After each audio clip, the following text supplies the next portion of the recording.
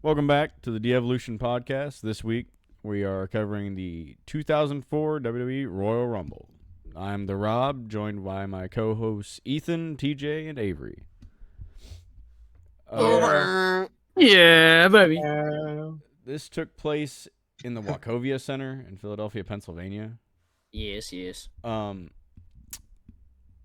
just want to point out, first thing, there's a vignette that goes on. Whatever. It mainly shows the Los Guerreros feud, but because there's nothing else to talk about on this card. No, it showed a lot of the Triple H Shawn Michaels shit early. Yeah, but then I think Are we talking about the opening video package? Yeah. Yes. Yeah, it was like fucking. I thought it was had good. One for I thought it was very well done. It was fucking Lesnar and Holly. I think there's a better video later, but yeah, I think this is a really good video. Oh yeah, definitely. My issue comes with this is when WWE was doing this all the time.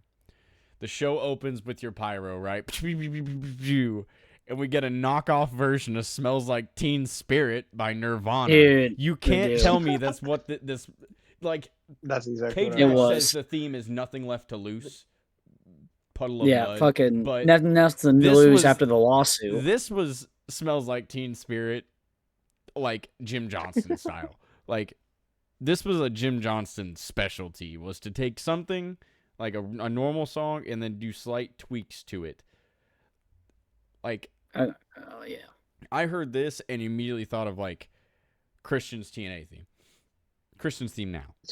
Like, Yeah. That's good though. I like that one. Yeah. All right, I just want to say something right now because I'm going to bitch about it now and get it out of the way. I fucking hate this Royal Rumble sign, bro. This Royal Rumble sign pisses me off every fucking time I see it. why? And There's one letter that's black. Yes. And it doesn't make sense. And it doesn't make sense to me. And I'm going to be honest with you. Like, I forgot about it until I booted it up. And they showed it off. And I said, oh, god damn it. It's this year. I was like, son of a bitch. I hate... It doesn't make sense to me. It's so unnecessary. Like, it would look just fine with, like, the M looking like everything else. I thought maybe you guys had some context of why, because I could not explain why the M. To promote diversity. Graphic design. In the M? 2004? In 2004? I don't know. I Triple H a year before this fucking told Booker T to clean a toilet and threw $1 at him. I just, dude, I hate diversity. Brock Oh, Lesnar was brother. doing dances with mariachi bands around this time. Actually, That's like a month from this. Diversity. Get the fuck out of here. what? Fucking what? Is the M blacked out for mediocrity? Like, bro, they don't give a fuck about my All moment. right, so we get the pyro, and then we get the knockoff version of "Smells Like Teen Spirit." So instead of being like dun but it goes like dun dun dun dun dun dun, whatever the fuck. Okay, it smells like Teen Spirit. We then get introduced to our Raw commentary team, which is misleading a little bit here because they introduce JR, Jerry Lawler, and the coach. The coach. The caveat is the coach is only on this commentary team for one match, which we'll get into the reason Thank why. fucking God. But Right? I don't know why. Like, after the coach did his thing, like, he could have came back on commentary. I love the coach. Bro, he was getting fucking molested. I wouldn't want to do comment. I want to go home. I'm going to HR. The coach Going starts to HR. bitching. God damn it. The coach starts bitching about how his ribs hurt due to being put through a table by the Dudleys. And then they show it where he's like, I'm going to turn around on the count of 3. Oh my you guys God. better be gone. This motherfucker. Fucking Christ. Coach. And then he gets hit with the 3D. And then we immediately, like, out of that replay, cut to our SmackDown commentary team. Yes. We don't get to hear Coach's reaction to the video. We cut to the SmackDown commentary team of Michael Cole and Taz. Yeah! Yeah, huge pop for Taz. And This Michael commentary team was Cole great. immediately is like, and we are the SmackDown commentary team, myself, Michael Cole, and Taz. And Taz immediately like, and let me tell you something, Cole. That video we just saw, Coach, that was something, right? I love Cole and Taz together. They were fucking great. Taz does Legendary not. duo. Dude, Taz and Lawler had me all night, bro. Both of them had me laughing multiple times. Lawler was actually like genuinely funny. Like he wasn't saying like I don't think I can't remember. Correct me if I'm wrong. I don't remember him saying anything like super cringy or out of pocket. Well, there wasn't a women's match, so. Yeah, that's Yeah. true. I That'll do also it. Ooh. something I noticed. Puppies. Something I Yeah, noticed was during the Rumble match specifically. This is JR was yelling the entire time, except for like the time. Like the only time JR wasn't yelling during the Rumble match was fucking when Nunzio came out. He was like, "Oh, we got this guy." Like, All right. Well, let's not skip ahead too but far. I will Let's say go. they did pick the two best people to be on that commentary team for fucking. Yes. Yes. Facts. Oh god. Okay. Man, Okay. fucking- Go ahead. Yeah, go ahead, Rob. Go ahead, E. I was gonna. move I on was to I Matt. was just gonna start talking about it. Well, before we do, I have a question because like my memory, I couldn't remember this. How long did they do the 2 announce table thing? Because I couldn't remember when they stopped doing it. It was only for the Royal Rumble because this was the only combined pay-per-view. Well, what I'm saying is, how long did they? No, like WrestleMania and the Big Well, Fours yeah. were all co-branded. But Well, that's what I'm saying. Like how? Because I feel like they did this for a while, right? Or am I tripping? Pretty much since the start of the brand split. yes. 02. And it got really fucking annoying during the Rumbles because God love Taz, but this shit was so annoying. Like the Rumble would start, and every time a SmackDown guy came out, he would be like, "Oh yeah, this guy's from SmackDown. He's gonna lay the whooping on these Raw guys every I like time." that. That's just Taz though. Every year, every hold on. It's entrant. not just Hold on. Taz. Fucking Matt Stryker was doing the same Oh, yeah. shit. Hold when he was on. commentary. Hold on. You're talking about Taz, the guy that we just watched on a WCW pay-per-view, hyping up, or no, not WCW. We just watched on a TNA pay-per-view, hyping up the goddamn Aces and Eights. Like, bro, That was his stable. I know, That's but he's because Aces and complaining Eights about are Not his Taz. stable. Not his stable. He was in the stable. I know. He's just complaining about Taz. I I'm like, thought you dude, were we just gonna, watched. I thought you were gonna fucking talk about how he said let the pigeons loose. Oh, well, no, it's what Oh, it is. that's iconic. Yeah, it is what it It is. is iconic. All right, so the first match of the night is Team 3D versus Evolution for the World Tag Team titles In a tables match. in a tables match. So, And Bubba Ray in shorts. Yep. Okay, TJ just started singing a damn song. Dude, I fucking Alright. lost it when Line in the Sand gets fucking cut off by By a Batista. Batista. Yeah, a so- Batista promo in 04. Yeah, Evolution comes What? out with Line in the Sand, and before they're even out the curtain, Batista is like, "Cut the music, cut the music, cut." He says Yeah. it's like six And then- times, and the last time Dude. was like, "Go ahead." Dude, I was like, why is 04 Batista cutting a promo right now?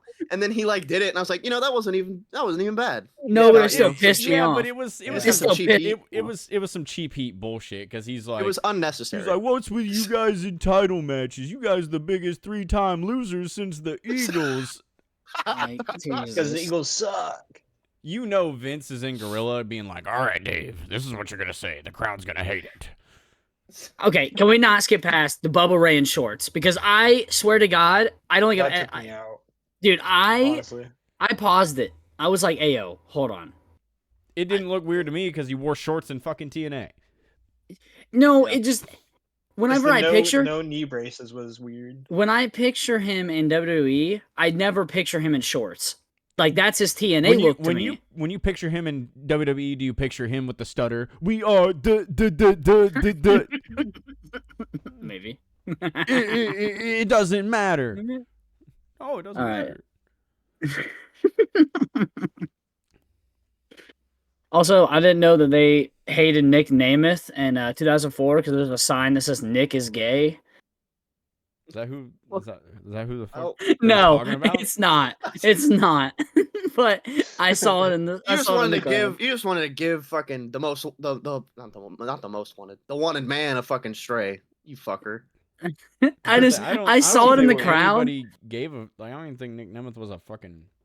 Well, voice I saw it in the the. back yet. I saw it in the developmental. crowd. Years until he became Chavo's caddy. Well, I saw it in the crowd, and I was like, I don't know who Serious Nick one. is. The only Nick I know is Nick Namath, so that's No, kind of funny. I think he becomes Chavo's caddy this year, actually. In 2004. Oh, He's Is been his in name 05. In 05, he's in the I'm Spirit gonna look that Squad. up. oh yeah, you're right. Nicky! Kenny! I forget the other guys' names. I think there's a Mikey. I don't know. I just saw it and it made me laugh, and I was like, Nick Namath. Oh, this match was pretty bad, Yeah. guys, huh? He made his debut in November 2004. Look, I thought Thanks, it was Cowboy. funny. You're welcome. Yeah, I had fun part. I mean, but it was like a 5-minute fucking nothing. Yeah. Yeah, Like, it nothing is. thing, It bro. is. It is what it It was is. there. You know? Like It happened. Batista's Ric doing Flair? Batista things. Dude, fucking Batista fucking pounces the table and it fucking bounces off the ropes and lands right onto like everybody, like Flair and both Dudleys. I could not. He fucking pounced that shit. I was like, what the fuck, Dave? Rick laid Bubba on a table in the corner and started Dude, chopping the my fuck out of him. Dude, Yeah. I was marking out for it because he was like, dude, the Flair. I literally put in my notes. Flair at 55 is a better wrestler than 90% of the 2004 WWE roster. He Yeah.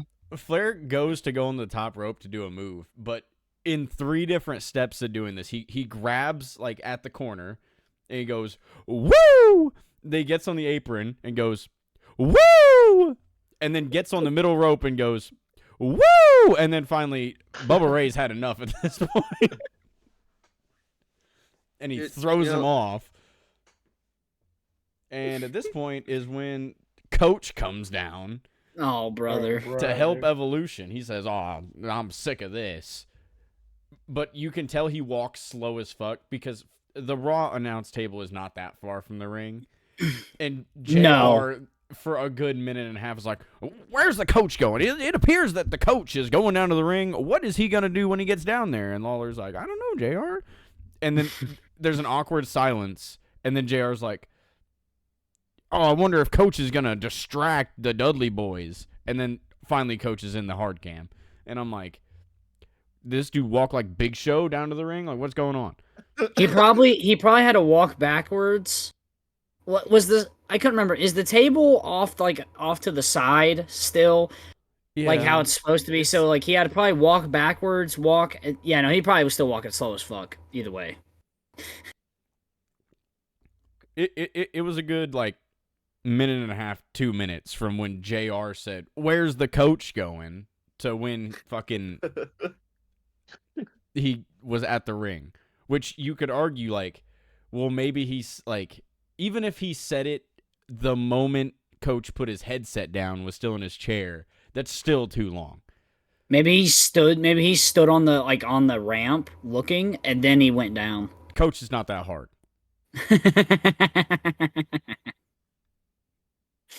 He fucking he goes to trip up Bubba, fucking gets thrown in the ring, and then they go to Gets do molested. the old they go to do the old fucking What up? Flair chucks Bubba into the corner or some shit. Dude, like hard, dude, Yeah. bro. Like hard.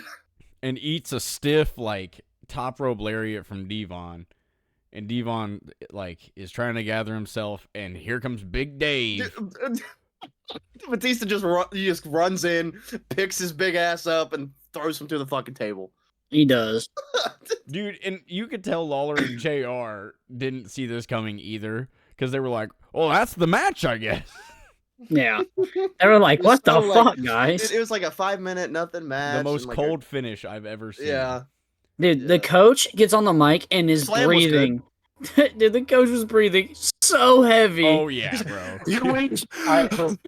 Well, it's because he was wincing too. Yeah. The finish of the match felt like a 2K finish, just like a random quick spine buster. Yeah, like he didn't even do it on purpose. Yeah, someone already like used the resiliency and they get pinned off an AI move. But All right, so after when Coach Coach was gets sitting done- there, Oh. yeah, when Coach was sitting there breathing, and then he couldn't talk, and then he hands the mic to Ric Flair, and Ric Flair couldn't talk. I was like, bro, just hand the mic back to Dave. He could probably do something. And you can fucking roast the Eagles again. Yeah, the Yeah, fucking fuck Ric the Flair's Eagles. just over here shouting in the mic. I'll tell you. It's like, Well, all right, so- Rick. All right. I didn't write this down, but now I'm remembering. So Batista slams Devon through the table and immediately like pops up like he does from his spine buster, starts like grunting really loud and flexing, but then dives on Devon again and then stands up and has a piece of the table and is holding it over his head instead of the title belts. Rick has the title belts and Dave is holding a piece of the table above his head as a trophy. He was proud. He was proud. Of It was a pretty sick ass slam, to be fair. It was the slam-o-meter. Oh Bro. God. Every week, bro. Every episode. That shit was funny. Hey, wait, what was It makes I it didn't know, 10 what times was, better that JR was on commentary back in 1990 and JR's on commentary in 04. what You know, was this is just gonna be like a fucking A bit. what's the word? Yeah, this is gonna be a recurring bit on this damn. Wait, show. hold on. What was the thing from last week? It was the thing that they kept doing the voting thing on. What was it? It's Tout. yeah, the touts. All right, what was the touts voting on this week? Bro, get the fuck out of here. In 04? Yeah, they were probably talking about John Cena's dropping flip bars in the phones. back, bro. Well, and that's what we're getting to. We cut backstage to John Cena getting interviewed by. I couldn't remember this dude's name. I had to look it up. I couldn't remember Look at Josh that. Matthews' name. I Look at that immediately, professional ass segue that we just did. Good job, guys. That was I awesome. immediately like. I was like, oh fuck, I know who this is, but I couldn't think of his fucking name. Yeah. So Yeah, Cena's I'm- getting interviewed by Josh Matthews, asking him about the Rumble, and this Bro. is Cena's iconic, fucking Ugh. the boy The- or the kid is who you put your money on. Bet on anybody else, your money gone. Promo, but there is a lot of good shit here, and I wish I would have typed it all out, and I didn't.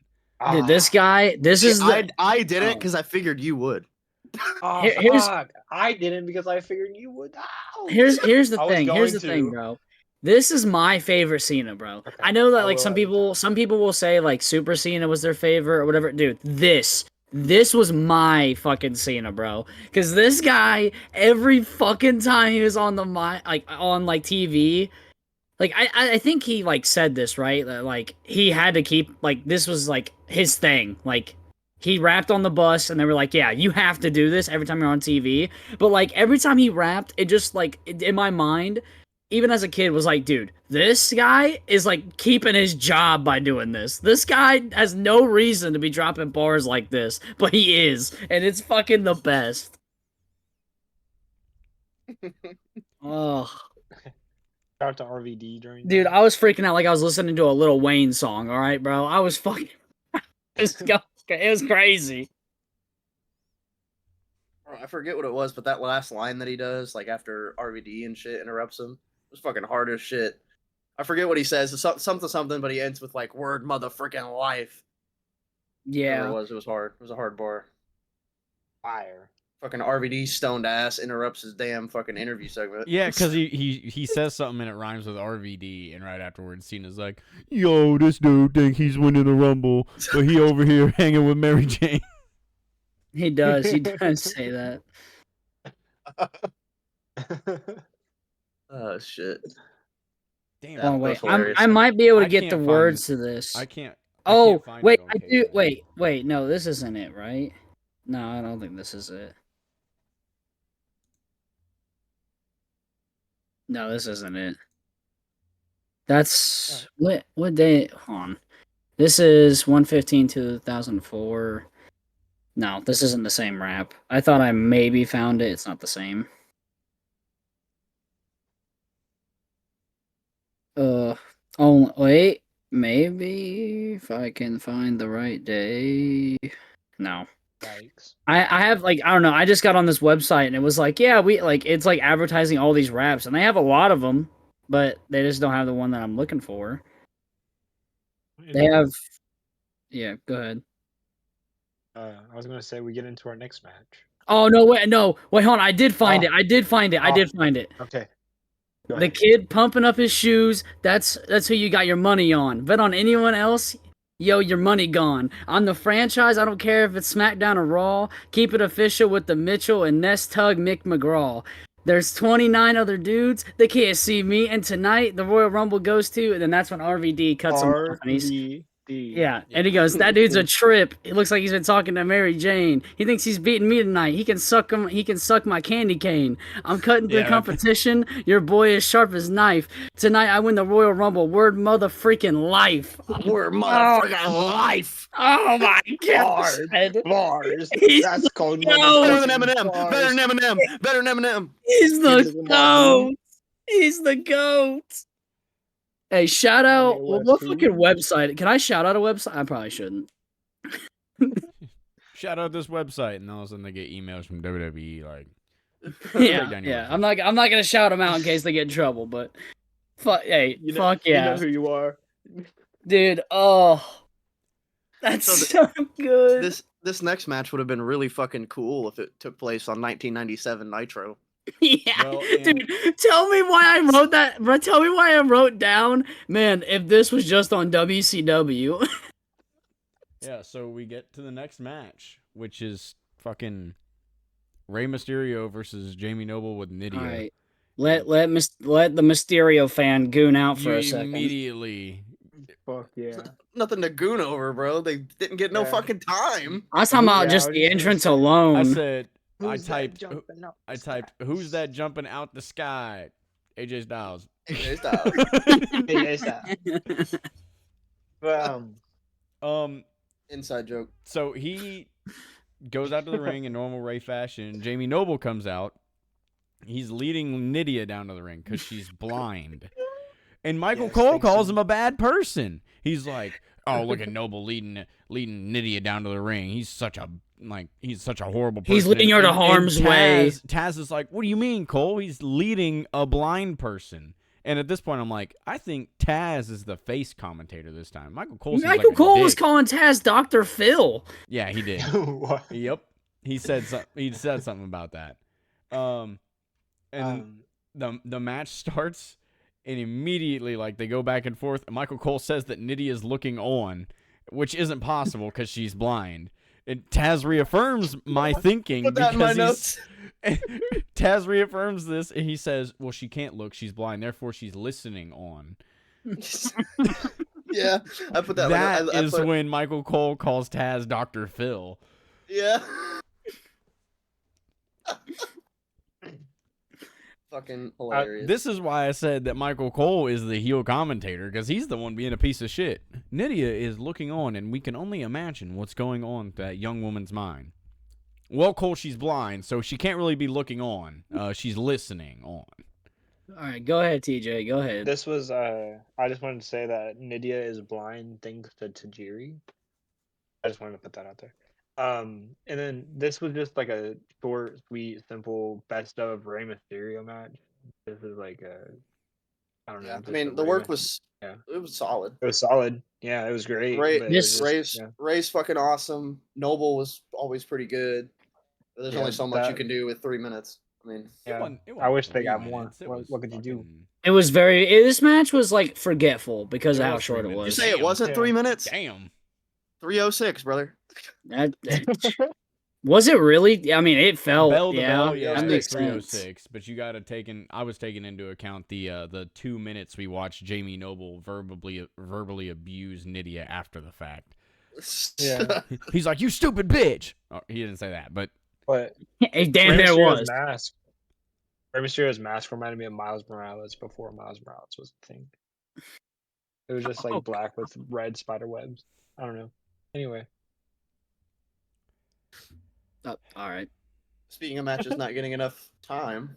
Oh yeah, here we go. Okay, hold on. I want to say something because I need answers. So I was watching this video. Video was fine. Vignette was fine. But then I was like, I'm watching this and I'm sitting there. I'm like, okay, because it's like honestly, sometimes the videos remind me of what's going on because sometimes I don't remember, and it was like, You why don't the remember fuck? what was going on when you were 1 year old? Yeah. I mean, I've watched some of this back before. But like. I was like, why is Angle involved? I was like, why does he care? It eventually leads to the Angle Eddie WrestleMania match. I figure, but I was so like in the moment. I was like, why the fuck does Angle care? I mean, He didn't want to see one of the greatest tag teams ever split up. He said it in the video pack. Yeah, He did. He said it. How about He he said, minds his "No own goddamn way." business? He didn't do anything Not on my wrong. watch. He was genuinely trying to be helpful until Eddie Just Guerrero trying to won the be a good title. friend. Then he wanted to beat Eddie for the title. That's true. Also, I also Go said in my notes, I literally said, speaking of matches that would have been awesome on 97 Nitro. The I statement also- applies to this. my Dude. first sentence is, "Oh, where the fuck is the ooh Chavo?" That's what I'm saying! I was waiting for that, bro. Like I literally went back and I was like, "Did I miss the ooh Chavo?" Because it's like the same theme. No, I they was just like- it cut it out or something because he's a heel. I don't think I he was has it at this point. Maybe.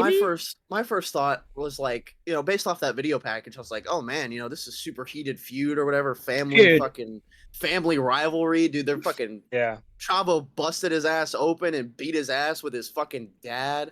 And I was like, this guy's gonna come out and get fucking booed as shit. He came out and nobody made a single thing. Dude. Nobody made any noise for this dude. Dude, somebody in the back dropped a penny and you could hear it, bro. Dude, God damn. I was like, damn, man.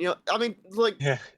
Chavo's good, man. He was putting in that work. He was They trying popped to for Eddie. They popped when Eddie came out, but it's they fucking Because Eddie. Eddie is the they fucking didn't give a goat. shit about Chavo, bro. No. They did not give a fuck.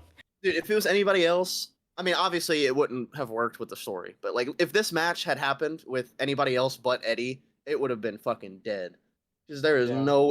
all the heat was from Eddie, the whole match.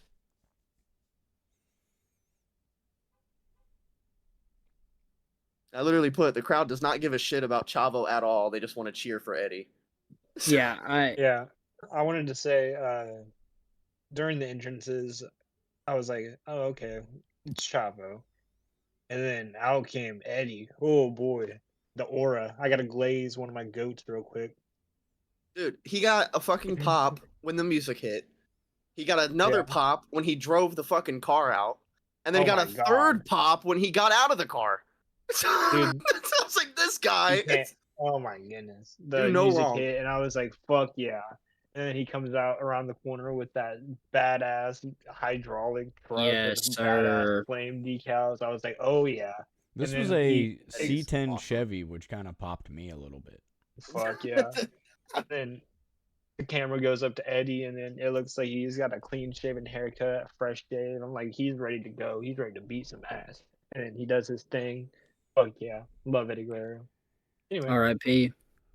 RIP. There's also a just was sign in this badass. crowd. There's also a sign in the crowd that says we came to see Vince. Oh, Multi-person, by the way. There is someone holding the Wii, and there's the came to see Vince. There are five people separately holding signs for this. Crazy. So Yeah, I started criticizing this match, right? Like in my notes. And I left it in, and I'm still gonna say it because I ain't no fucking bitch. But I was like, it's really weird that this match was about family betrayal, and Chavo and his dad literally fucking beat Eddie's ass so bad that he was fucking gushing blood. And yet this match starts with fucking collar and elbow tie-ups and technical wrestling. Yeah. Well, it's because then- Eddie's entire thing was he wanted to prove he's He better did, than yeah. Chavo and that he could out wrestle Chavo. Literally right after I typed that note, fucking Michael Cole on commentary, I said, I put, never mind, Cole explained on commentary that Eddie said his plan was to prove that he's a better wrestler than Chavo, and then beat his ass. I think the Yeah. storytelling this match, That's I exactly feel what we bad. did. I think the storytelling of this match was great, and I feel bad that the match, like the crowd just didn't give a shit about Chavo. Like even when he was supposed to be getting heat on Eddie, dude, they did not give him anything, bro. So this is something I wondered about, and I'm probably gonna get hit with, well, because it's not. Their big thing, Eddie's big thing is he does not throw a punch this entire match. You know what he does do? He chops Chavo numerous times. What's the fucking difference? Yeah. It's still a strike, just not I close feel- fist. I feel like the fist maybe is just more violent and more personal, I guess. The chop is mightier than thy fist. I'm sorry, I- but if you listen to Chavo and Eddie both, their chops, Yeah, 100%, yeah. they're throwing out fucking Gunther chops in this match, bro. I don't know. I think maybe just because the fist, I don't know. I can't explain it, I guess. It's because like, you know, fundamentally, closed fists in wrestling are illegal. Like in reality, obviously in pro wrestling that's not the case. I guess that's kind of like how it started, to where they treat like closed fist punches as like a big deal. And I guess that's kind of what it. And chops are just like, you know, standard strikes. You know, open handed. I guess that's the idea. Yeah, but that's I understand. I agree with you. I'm just saying. I was just trying to play devil's advocate. all I'm saying is if I wrestled in junior high and part of high school, if I would have walked up to my opponent like at the start of the match, hit him with a chop, I would have gotten DQ'd. That's not part of wrestling either. I know, but like I'm talking like the early days of pro wrestling. Like they never did. Now I'm closed picturing fists. someone doing an amateur wrestling match and off the rip hitting a chop and the entire crowd being like, "Woo!" I think that would Hell make yeah. amateur wrestling a lot more fun. And more entertaining. Sports entertaining. Shut the fuck up. Yeah, I feel like I don't want to say they weren't I don't know if the crowd just wasn't interested in this feud, because what They happens gave a shit about Eddie. They Well, were well, hold interested on. in Someone, Chavo, which is kind of fucked up because Chavo is really good. Chavo is really good. Can someone run through the? I think I know the finish, but if someone wants to run through the finish before I say what I'm gonna say, I mean, they just you got to think that these two, there's Chavo is Eddie's Echo character, so he's Yeah, just doing that's- all the same stuff you would see Eddie do. The difference is when He Eddie does it does better. it, the crowd pops, Yeah, and when that's Chavo does what I it, was about nobody to gives a mention. shit. Like That's what I was about Chavo to literally starts to mention. do the Three Amigos, and he doesn't get booed. You Yeah. can't even say that Eddie's gonna do it better. They did it the same. But Chavo I does it with felt- the intent to gain heat, and he gains nothing. But then Eddie does it, and the crowd erupts. Like if Eddie's you're gonna just built erupt for different, Eddie man. doing it, then boo when Chavo does it. This crowd was dead. Where did this take place? Philly. Philly sucks. really does suck. They my weren't thoughts on this match- dead. I mean, for this match, yeah, but for the rest of the show, they were pretty good. For this match, they Yeah. were dead. For the Rey Mysterio Jamie Noble match, they were dead, which there wasn't anything to be alive about. For Team But 3D they loved versus Eddie though. Team 3D did versus love Eddie. Evolution, they were dead. The next match, when we get to it, you know what they were? Dead. Dude. Which so well, was, I just want to say I feel like I disagree with that. hey, hold on, we'll even get to even like the Okay, ending yeah. segment. So what? I think Eddie. I think Eddie counters something. Eventually, hits the frog splash and wins. Yeah. And then he then it goes counters to- the Chavo hits two amigos and Eddie counters and hits three Okay, that's what it amigos, was. goes up top and hit the frog splash, which by today's standards kind of threw me off because you almost never see that. You almost never see a clean signature into a clean finisher ever. It's Yep. always they hit a signature in 2024 wrestling. You're almost always going to see someone hit the signature, go for their finisher, and it get countered the first time, and then they're going to hit their finisher out of nowhere in the match. That is 99% of fucking 2024 wrestling. The only time you No. don't see that is squash matches.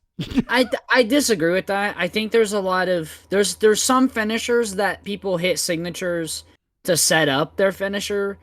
So I disagree with that a little bit, but I understand what you're saying though. Like I do agree with some of it. Not that big of a percentage, but yeah, I agree with some of that. Well, I mean, obviously we're not gonna fucking do the math or whatever. But I guarantee you that the amount of times that fucking Orton has done the draping DDT, done his taunt, and then gone for the RKO, I guarantee you he's fucking gotten countered more than he's fucking hit it.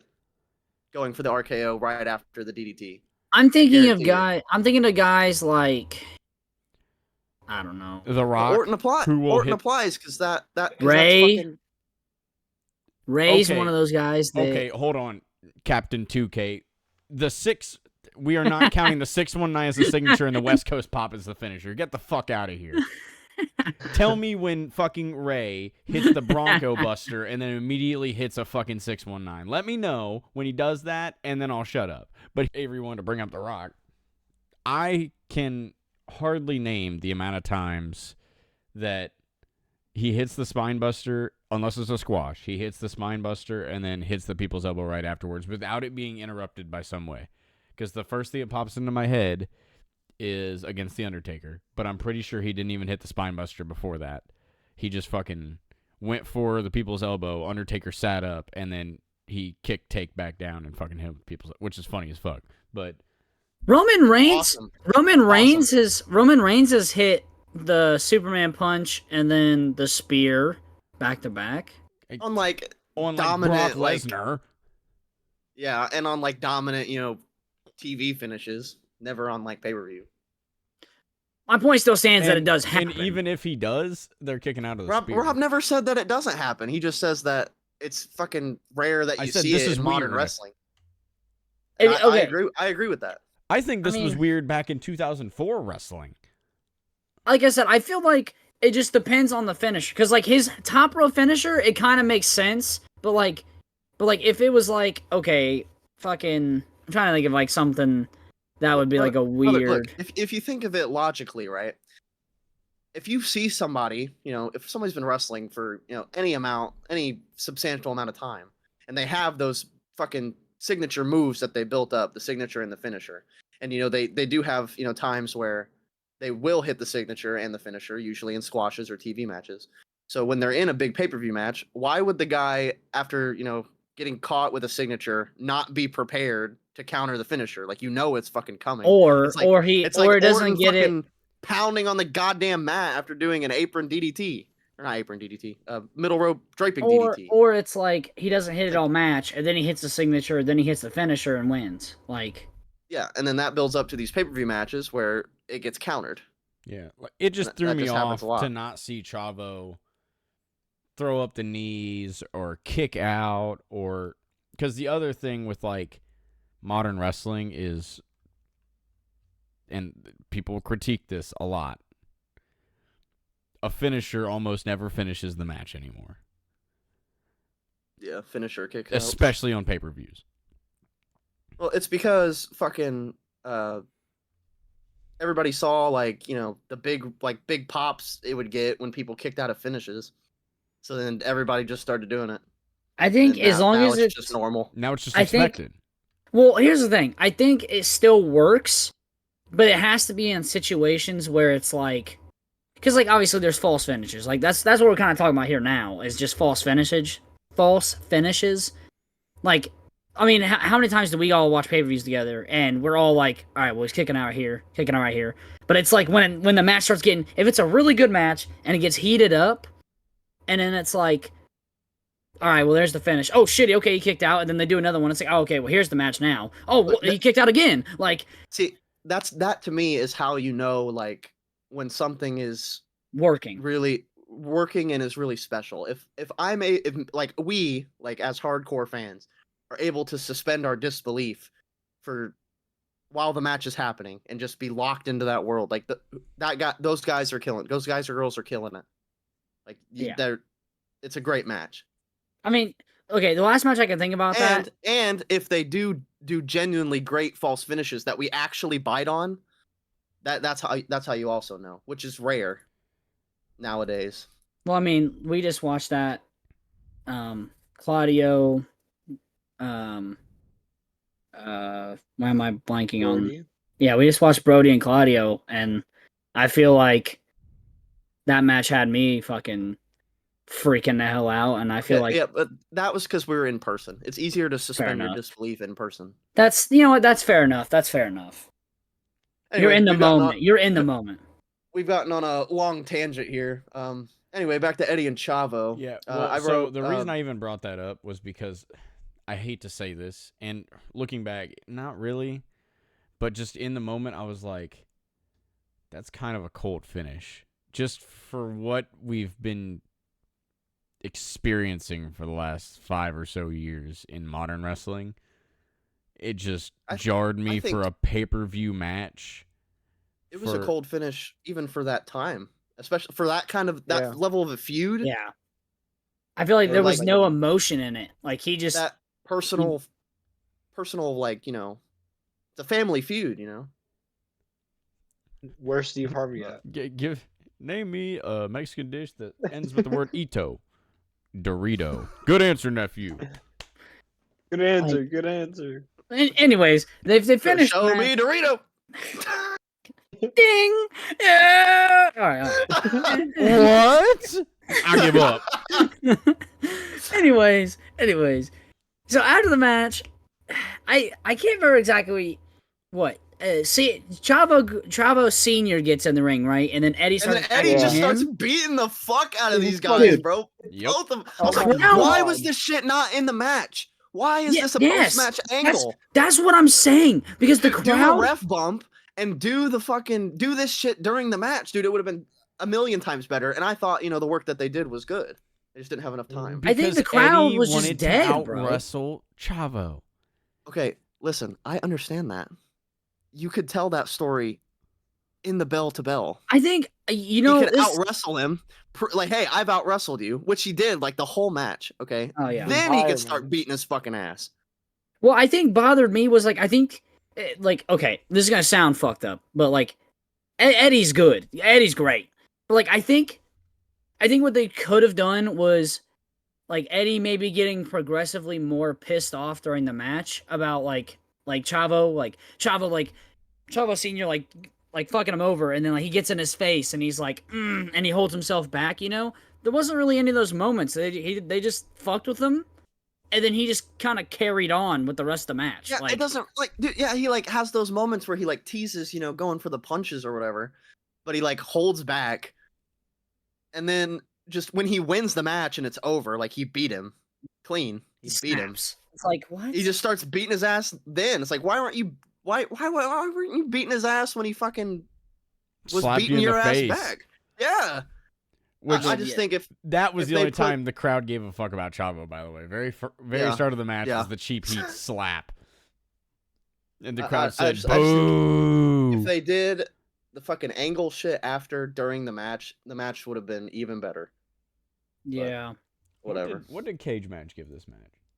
I feel like the crowd was just 5.29. I feel like the crowd was just not interested in this feud, to be honest with you. They didn't give a shit about Chavo. I just... Ooh, Chavo! Because you would think... No, because, like, here's the thing. I thought maybe they would pop for Eddie, like, beating the shit... Dude, they didn't even make a sound. They made noise when he was beating his ass. Like, at the beginning. But then as he kept punching him, like, it just fell silent. Yeah, they like, did. Well, because, bro... because eventually it just becomes uncomfortable. He was beating his ass. He's holding him up by his fucking hair like a damn fucking slasher killer, looking at his fucking older brother in his eyes and being like, fuck you. And then That's Chavo your Sr.'s kid. like, that's your kid, man. That's and I'm your like, kid. no, it's not. It's your kid, Chavo Sr. What the fuck? Oh, no, he didn't say kid. I thought he said kid too. He said kin with an N. Oh. Yeah. The only reason I know that is because Michael Cole repeated it in commentary. I thought Michael Cole said kid as well. No, it was kin. It was very similar. I was literally going to write in my notes, like, roasting Chavo Sr. for being an idiot, but he was not an idiot. All right, boys. All right, Can I get this next one? Can I get this Go next ahead. one? Go ahead. Can I get this next one? All right. So Josh Matthews backstage interview with Chris Benoit, right? Yeah. And Benoit's talking about how he's Avery, you're a piece number of shit. one. He's number one in the Royal Rumble because Bischoff fucking put him there to try to fuck him over. While he's talking, Evolution, specifically Flair, Orton, and Batista, all carrying bottles of champagne, interrupt him. And Flair, cuts a promo, and it's fucking awesome because Ric Flair is fucking awesome. And he says that Benoit may be the greatest technical wrestler in the world. He's fucking Chris Benoit. Everybody knows how good he is, but he will always be second best. And it's never about him. It's about Evolution. Woo! And then Flair proceeds to money shot himself with the bottle of champagne. And he can't even, he has champagne, so much champagne all over his fucking face and in his eyes. He can't even open them to give the last line of the promo, and then he kind of stumbles away because he can't fucking see where he's going. He's just following Orton and Batista's voices. This segment was fucking awesome. It was, bro. Dude. I cried when he money shot himself with the champagne, bro. He literally. Well, because he sprays Matthews first. He's like, get some of that. Yeah, and then he money shots himself. Listen, I will talk about the Chris Benoit shit once we get to the Rumble. I'm gonna save it for then. I'm not gonna go into it now. There's still one more match. There's still 2 more matches before we get there. Yeah, but first, you know what we get after this? A vignette. Of Hardcore Holly breaking his neck over and bro. over. They show that powerbomb a good 8 separate times in this vignette. And every time it has the same slow motion effect with a bomb going off in the background. It's a Mortal Kombat. It is a Mortal Kombat fucking X-ray, bro. Jesus Christ. In their defense, that was the whole basis around this feud and this match. I get that, but if this was a work, it'd be cool. He fucking actually broke his neck. Yeah, that's why it's personal. He wants revenge. Don't fucking get me on goddamn personal. Okay, do not get me. You will piss me off because this match pissed me off. Okay, I'm sick and tired. Piss you off? What do you mean? Why this match? This match didn't piss anybody else off but me. You want my thoughts on it right now? You want me to start? Yes, go ahead. This match was fucking awesome. Facts. Yeah. This match was fucking awesome. I'm just gonna read the summary that I wrote. Yes. Go ahead. So, the match is obviously, as we talked about, based off of the fact that Bob Holly broke his neck after a powerbomb from Brock Lesnar in September of 2002, and it cost him a year of his career. So the whole build to this was Bob Holly being like, I want to take your title from you and break your neck and take your time from your career away like he did to me. And so the match starts off hot. Bob Holly's just going at him. And Lesnar fucking cuts him off, right? And he starts tossing this dude around, and he's locking in all these different holds. And it's fucking awesome because, of course, if somebody's saying, I'm gonna fucking break your neck, I'm gonna try to fucking paralyze you or end your career, of course you're gonna fucking do everything in your power to stop it, right? And Brock at this time, he's starting he's vulnerable, he's scared of Bob Holly a little bit, and that's why he's holding those, the bear hugs and the headlocks and all that. He's trying to ground Holly because he knows that Holly is dangerous when he's explosive. So Brock spends a few minutes holding in those holds and working Holly's back and holding him down. It's more than Bob Holly. Minutes. Yeah. It's most of the match, really. Don't forget about the Kimura locks. The payoff is fucking awesome because Bob Holly has an explosive comeback, and it's fucking hot. The crowd's fucking getting into it. They're like, holy shit! Not a single soul in that building knew or thought Bob Holly had a chance in hell to win. Okay, but when he was doing his comeback, they were fucking into it. Okay, so yeah, I wrote that. I said, somehow Hardcore Holly is over in Philadelphia. That's what I'm saying, dude. And then he eventually gets the full Nelson on Brock to try to break his neck. And dude, literally the whole time he had that fucking full Nelson locked in, this crowd is like, "Oh my god, bro, what the fuck?" They're disbelief suspended. This is literally what I was just talking about. no, Bob Holly is never gonna fucking beat Brock Lesnar for the WWE title, especially in 2004. Okay, but goddamn, these guys fucking worked their ass off in this match, and with the time that they had, it's crazy how fucking great this was. So Bob Holly locks the full Nelson in. Crowd's going nuts. Brock rolls out of the ring with Holly still having the hold locked in. Yeah, he doesn't break the hold immediately when they roll out of the ring. I thought that was sick. Which is fucking awesome because he wants to break this guy's neck. That's priority. The title is like, yeah, that's cool, but he wants to break this guy's neck. So he eventually has to fucking let go because he can't win the title. So he gets Brock back in the ring and they have a little, scuffle, a couple counters. And Brock literally, he survives. He catches him with an F5. And then right after he wins, he immediately gets the hell out of there because he knows Bob Holly is fucking mad. This was awesome. I was when Bob Holly was coming out, I was like, man, why the fuck is Bob Holly in a WWE title match on pay-per-view, especially a Big Four? And he fucking made me eat my words because that shit was awesome.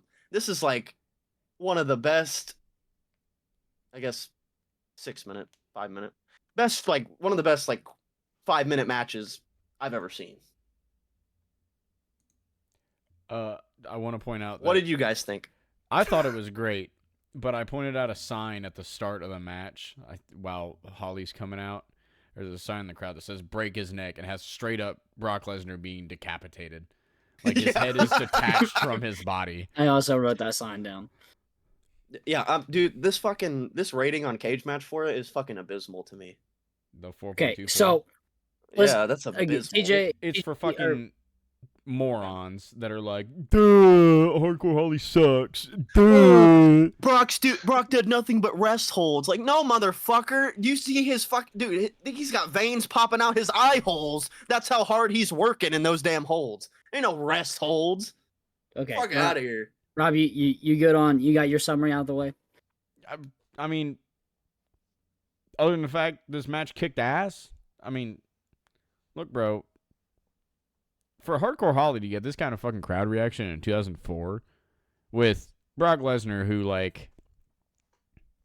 admittedly, I mean, look, Lesnar was good and all, but there's nothing really making him, super charismatic. There was a reason he needed Paul Heyman to be his mouthpiece. He looked forever. like a freak of nature, but at this he was time, a fucking monster, though. He was a monster. He was a freak of nature. Monster. He was a was monster that was looked still like a fresh. pussy this entire match, though, to Hardcore Holly, which is awesome. Well, yeah, it's awesome. It was so awesome, and it just shows that this unstoppable monster quotation marks can be vulnerable. He looks like a pussy in this match, and he looks like an even bigger pussy later. Which, now that I'm thinking about it, I didn't even write this down. Which perfectly sets up when Eddie beats him for the belt the next month. Fucking fantastic, dude. All right, TJ, go ahead. Avery, Anyway. I want you to tell me. Well, okay, wait, TJ, what did you think? Bad or good? Yes, I thought it was good. You said Yes. everything that's really good. What'd you think, TJ? Was it bad or good? Yes. Yes. But yeah, and basically covered all of it. I say if you agree with me that it was good, you probably will agree with most of my summary that I said. Dude, at the very start of the match, Holly is throwing Brock around the outside of the ring because he just can't wait to get his hands on him. Throws him back in, goes to the top rope, and Lesnar immediately Samoa Joe's Holly. Dude, I'm telling you. All right, Avery, the floor is yours. I will not cut you. Nobody cut him off or interrupt him. Okay, we're allowed to disagree. No, Avery, okay. tell us why. I think you're not understanding. Okay, hold on. Let me walk you through this match, okay? Because then I think you're thinking of something completely different, okay? So I started watching this match, okay? First of all, the crowd is hot for this match, okay? The crowd was very rowdy for this match. I don't know if it was just because the last match they just weren't into, and they had Hardcore Holly, which, like Rob said, very over in Philadelphia, and then Brock Lesnar. Yeah, Brock is very over. So I don't know if it was a combination of that and then the Eddie match, last match.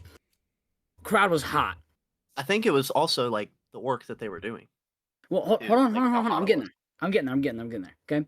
So the match starts, and like I said, it started off hot. I was like, oh, okay, damn. All right, I didn't expect this. And then, yeah, Brock's putting all these holds on, putting a Kimura lock. I'm like, oh my God. Okay, cool. Yeah. And then at a certain point, like, I don't know if I was tired or what. And I was like, man, this match felt like it was getting slow for me until up to the end. And I was like, dude, this doesn't feel right. So I was like, okay. I watched the rest of the pay-per-view, but afterwards, I came back to this match, okay? After watching everything, I came back to this match. And I looked at the cage match rating, and I looked at like why people didn't like this match. And I rewatched the match. And it pisses me off that, like, what was the rating again? A 5? 4.24. Okay. Pisses me off. How in the hell is this match a 4, bro? Because this match was... I think I needed the second watch. You were pissed off about the rating. You said you were pissed off about the match. You said, this match pisses me off. Those are your exact words. It does in a way. Because, like, okay, so I watched it the first time, and like I said, I think the Eddie match maybe just made me a little mellowed out or what. Because, like, I watched this match, and it was good. I wrote, like, some fine things about it, but, like, I don't know. Like, I just kind of bypassed it. And then, I don't know, after the match... After I watched the whole thing, I was hyped up after the Rumble. So I was like, okay. I re-looked through my notes, and I was like, man, I really didn't write a lot about the Brock match. I was like, I need to go rewatch this match. I was like, I don't know why I didn't write anything about it. I liked it. And dude, I wrote more after I rewatched. I wrote a bunch after I watched this match again. I was like, oh my God. I don't know why, but dude, this match, like, and then I looked at the cage match ratings, and I was like, dude, why is this match getting hated on? Because, like, I was looking at the cage match, trying to figure out, okay, is there something that someone said? Because sometimes, you know, I can't pinpoint why I maybe don't like a match, so I was looking for a reason. And every time I saw a reason that, like, was a low rating, I was like, dude, I disagree completely. I was like, that's not anything. Like, I didn't agree at all. I was like, dude, this match, and it's not after this, right? The locker room scene, is it? No. It's later. It's later. But the locker room scene makes this match even fucking better. And I think that's why I wanted to come back to this match, because the locker room scene was even, like, made this match even look better. And then, like, how you brought up about the Eddie thing, I think this match, bro, I needed that second watch, bro. I don't know what happened when I watched this match the first time, but dude, I needed that second watch, and I'm so glad I watched it a second time. Yeah, dude. I'm very mad about how I don't know what happened that first time, and then the cage match, I don't know, man. Something awoke me, and I went ballistic on writing for this match. This match is the second most match I wrote about besides the Rumble. Yeah. I mean, you heard my spiel. I wrote an essay on this Jesus, shit. bro. I wrote an essay for a 6-minute match. I'm such a fucking loser. Dude, it didn't feel... I think that's what bothered me, was when I first watched it, it was short, and I was like, God damn it, But then when I went to go rewatch it, dude, it didn't feel 6 minutes that second time I watched it. It felt longer, and it was like, I don't know, man. Like, it just... I don't know. I can't explain it, but it was an awakening. It's just one of those matches that just shows that, like, you can do short matches. They can work, and they can be done very well. It doesn't always have to be like, 20-minute barn burners, you know what I'm saying? I think genuinely the first 3 matches of this card made me drowsy for this match, and I needed to just watch this match without watching those first 3 matches again, because I love this match. This match was great. Bro, fuck cage match. You know what fucking Hardcore Holly's current total rating is on cage match? A 6. Like a 6? 5.21. Yeah, fuck this guy, Nolan Green. Okay, I'm a fucking hate on this guy real quick. Fuck you, Nolan Green. He says, I hate Bob Holly. He is boring. I don't think he was ever worthy of holding any title. Not even the hardcore title. He tried to ruin X-Pac when he was the 1-2-3 kid. Wrong. Good thing he was above him. He tried to ruin Cody Rhodes before he dumped him for discount Ted DiBiase. Wrong. He stiffed Daniel Puder with Chris Benoit and Eddie Guerrero. Correct. That shit was hilarious. That's because he hates the new guys. 2 guys who he had no reason being in the ring with to do this. Wrong. More on his bullying in a minute. And finally, he challenged Brock Lesnar for the WWE title at the Royal Rumble. He should have challenged him at a house show so he wouldn't waste a slot on one of the biggest events of the year. I know the story behind it, and I don't care. The only reason he isn't a 0 is because he can wrestle. It's basic and boring wrestling, but it's still wrestling. WWE released this guy when I turned 4 years old. Then shut up! This guy has probably watched fucking one Bob Holly match. I think Bob Holly match. I think Hardcore Holly's cool from what I remember. I'm not saying he's like the fucking one of the greatest ever, but like, yeah, that's a obviously rating he's for not him. he's the minority because dude, this crowd was fucking hot for him, bro. This crowd was rowdy for this match, and I Shout think out they Bob knew. Holly. I think they knew this match was going to be a banger because, dude, these first 3 were just rough, and that match was. I don't. Hey, I'm gonna wait. even- Yeah, I'm sure he probably was, maybe like a bully piece of shit. There's a lot of them back then. But that still doesn't change the fact that this match was awesome. I mean, Yeah. a fucking psychopath, murderer, a murderer fucking wins the main event, and the main event was still fun. So, All right. Well, all right. Let's transition into this next vignette, baby. Oh, whoa! They show Shawn and Hunter backstage, Yep, getting ready for the Hunter's match. getting taped up, and Michaels is praying. And then they show a vignette of them both, which I thought was fantastic. Well, so I actually, love this hold on. video. I want to point out in my notes, JR or Lawler, one of them, brings up, they go, no, it looks like Shawn Michaels is praying. And in my notes I put, no, he might be taking a nap. Like, Jesus. no shit, it looks like he's praying. What else is he going to be doing? He's got his head down, he's mouthing words. doesn't he have his hands up too? Yes. Yes. Taking a nap. They got Howard Finkel out here. Yeah, I said, we got the Fink announcing. And then right afterwards I said, Earl Hebner, boo! Yeah. Also, you can tell that like if you were to look at my notes, you would be like, wow, you got really lazy typing this shit out. Because I start by being like Triple H and Shawn Michaels, and by the end of it, every time it's like HBK and Game. Yeah. Mine was always Hunter and Shawn. Mine was always HHH and HBK. We fucking hate Triple H. Yeah. Dude, after this match, I don't blame him. And I like this match. no, well, that's not That was why I great. say So did that. I. That's not why I say that. The crowd was very We fucking hate Triple H. yeah. Dude, they were pissed. At the We'll end of get this to it, but they were match, they pissed. were, bro. I don't think it had anything to do with Triple H per se, but they were pissed. They were But very. they hate Triple H. Hold on. I want to ask you guys. Anybody want to take? Well, Avery, you can ask your question first. Well, I want to. Could you guys imagine if this was the main event, dude? Oh my god! This match was The good. Royal Rumble. I mean, for the finish. For the finish. Oh. Oh my god! Yeah, And it was already Oh. like mega hated, dude. If that was the last thing that they saw, bro, Dude, this show would be rated no. like a 2 on here. It would be. It Based off would be. how pissed off that crowd was. If that was the last thing they had to see on like that night, bro. Oh, dude, they would have tore the fucking house down. Not in a good way. All right. I mean, What do I you could think about the start. match, boys. It was I don't know. I don't want to say it was a slow burn for me. It felt. It was at the beginning, I think. I felt like it was slower paced at the beginning, but they were beating the built fuck up. out of each other to start with. well, I think it slowed down eventually. Like they started doing some moves, like Well, slower yeah. moves. They And then- can't but- just but- keep throwing big ass punches. That's called No. punching yourself out.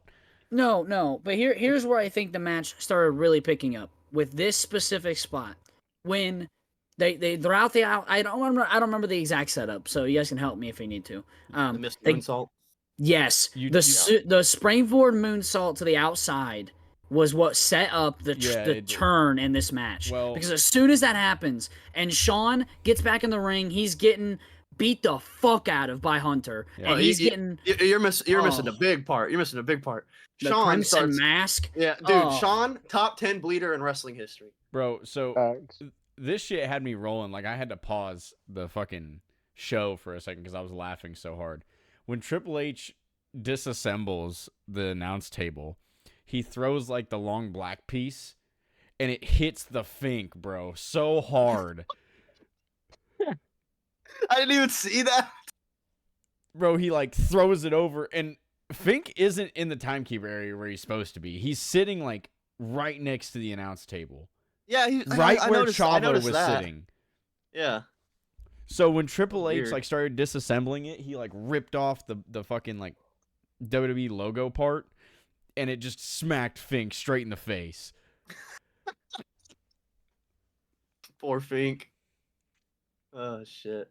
Yeah, but but dude- yeah, so Shawn does the springboard outside on the announce table and immediately fucking blades.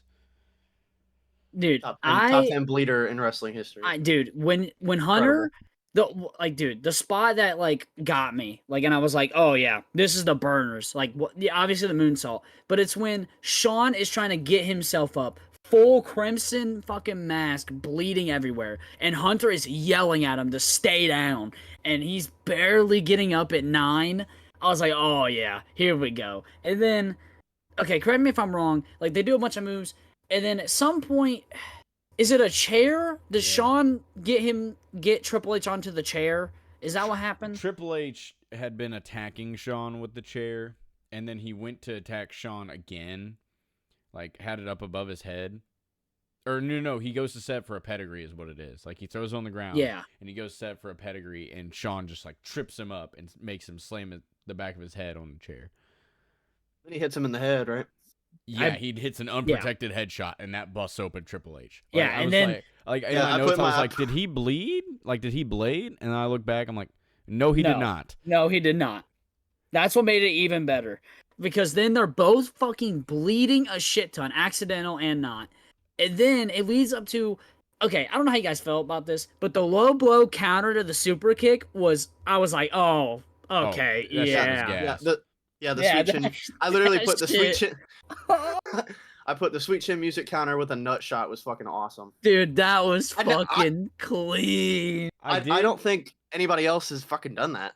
With I Shawn. couldn't, dude. It flabbergasted me, bro. I had to rewind to like make sure that because at first I was like, dude, is that a botch? And they're just covering it on commentary, or did he genuinely try to hit the low blow on a Yeah, it counter? wasn't your normal Why'd like you think it hook was a low botch? blow. Because it happened so fast. I was like, oh shit, okay, wait, hold To on, wait be a minute. fair, they did it away from the hard cam. Yeah, Shawn should it was- have it been was in the fast. other. Shawn was in the bottom left hand corner and kicks with his right leg. So you didn't. He I should get have it, I been get it. top I get left. it. He should have been I the get what you're top. saying. He should have been in the top right corner, Yeah, and top you would have been right, able my to bad. see it a lot better. Something I noticed. This is really random, but they do a close up shot of Triple H before he like does the yelling at Shawn thing, and he's like almost clean shaven, but not quite. But he's Yeah, it's still like a long. shadow. He's still long hair Triple H with the chub. He needs to have facial hair. Like this shit looked really weird to me. This is when he started losing the weight, right? After getting big. No, he's No. pretty much big always. No, because he fucking. I remember him Or do you- being bigger, after he Or loses do this you mean title. like leaning, like getting more muscle? more muscle. Because there was a time where it was during the Tubby world Triple H. title. Yeah. Is this Yeah. the Reign of Terror where he starts getting? Yes. Is This is I'm like saying peak Reign of Terror. okay. So is this kind of like where he starts getting even bigger? Like, because I remember at one point in time, I don't remember what year it was, but I was watching a match and I was like, God damn, Triple H is almost fat here. God damn, like. Yeah, it's like pretty much around this time. Yeah, he was fat when he lost the title too, because he fucking that was when Yeah. they announced on commentary. It's like the former world heavyweight, and he chased the fucking was it Lillian Garcia? Possibly. Think so? Yeah, it was. All right, thanks, Stat Boy. Yeah, let's go over to Stat Guy TJ. Yeah, it's raining. Okay. How's it going out there, Ollie? It's raining Yeah, we said- sideways. We said stat guy TJ, not fucking Ollie Williams. All right, hey, What was the match like? What was the match like, Ollie? It was good. Rude. No, what was the one alcoholics thing where like he's like what's your favorite? He used to say like Mozart. Mozart, Johann Sebastian Bach. If you ask him, who's your favorite band? Cher. He don't even like Cher. He don't even like Cher. How's the match, TJ? I hate you. I hate Shawn Michaels. He don't even like Shawn Michaels. What? TJ, look up how long. TJ, look up how long the Triple H's world title reign was. I don't. How long was it? It wasn't one single reign. It was multiple reigns. It was multiple reigns. Was it? Okay. Yes. That's why it was the reign of terror, because every time he would lose it, he would just like win it back really quickly. Yeah, in my mind, it was just one. It was just one reign. I mean, it feels like it because of how many he spent the majority from 2002 until 2005 holding that belt. Oh, yeah. That's he lost it a couple times, but so what changes the what changes the momentum of the match? So I got it right. I actually wrote this down. Thank God. Triple H goes for the pedigree onto the chair, and HBK trips him up, and he did something afterwards. It was like he did not lock in the figure four. Like, I know he didn't do that because he has his legs though. He launches him into the post, is what he does. And, like, Triple H even sells it. Like, he doesn't hit his head off the fucking turnbuckle. He hits his head off the fucking post, which that might actually been what busted him open. But he still hits him with the chair, I believe, He does hit an unprotected headshot right after that. But I would have to look back and see if Triple H is bleeding before the chair shot or not. I didn't really specify. Either way, both of those combined probably helped. And then, they do the count, and Triple H gets up, and HBK hits the iconic flying forearm smash with the fucking 8-second delay kip up. Yeah, Shawn's awesome. What a worker. All right, so do we want to talk about the finish now? The Sweet Chin Music fucking double count. Oh, dude, the crowd, bro. Dude, the guys in the front. Dude, I watched the guys in the front row, and I watched this guy go, Shawn, what the fuck? Like, dude, he was so... Dude, everybody was so mad, bro. That's what I'm saying. If this was the main event, you might as well have called this WCW, bro, because this would have pissed this crowd off even worse. Though, I like the finish. I like that it pissed everybody off. I think... That was the point. It was to piss everybody off, and it fucking worked. Yeah, I mean, in retrospect, like... Yeah, that's what it was supposed to do. It's supposed to get Triple H more heat. It did. Without letting Shawn beat him. And without letting Shawn lose to him, technically. Yeah, so Shawn ends up in the WrestleMania match for the title. Yeah. Which I think is the best call, if you ask me. Yeah, I thought this was great. It's a great fucking bloodbath, fucking big fight feel. Two former best friends beating the fuck out of each other. Yes. Obviously, none of their matches come close to touching their SummerSlam 2002 match. Yeah, that's what I was gonna say in my wrap up, because I was gonna do a little wrap up. It was a great little like I said, it was a great former best friends just beating up each other. It was just they know each other so well, back and forth bloodbath. I liked this match. It was great, but like Ethan said, it's nowhere near their 2002 SummerSlam match. Yeah, everybody go watch that match if you haven't. The match is fantastic. Love that match. All right, so wait, I don't know if I have these backwards. Is it the Bischoff stuff or is it the backstage first? It's Bischoff first. Bischoff. Okay. The Fink you want me to take this one too? Okay. You want me to take this one too? Because this one pissed me off. You guys, real quick. I loved this shit. I thought this shit was great. I'm gonna let you guys take. Go ahead, DJ. Something I just remembered. At the end of the match, they both got stretchered out. But at the Shawn realized he was getting stretchered, then got off the stretcher. And that was awesome. For that. Yeah, that was awesome. I thought about that real quick. Thanks for bringing that up. That was awesome. Yeah, he fucking fights him off. It's like it shows that he's the better man. Yeah. Yeah. Anyway, sorry. Well, because in the feud, that was really good interruption. In the vignette, they fucking showed like their prior match where fucking Shawn beat Triple H, but Triple H like beat the fuck out of him, and Triple H was like, I was the one still standing. So they had to show like Shawn could at least stand. Yeah, Shawn, he wasn't able to answer the 10 count. Neither one of them were, but he was still the last man standing at the end of the night. As Cage Match So he says, is the better Triple man. H und Shawn Michaels mussten den Kampf verletzen, aufgebedingt.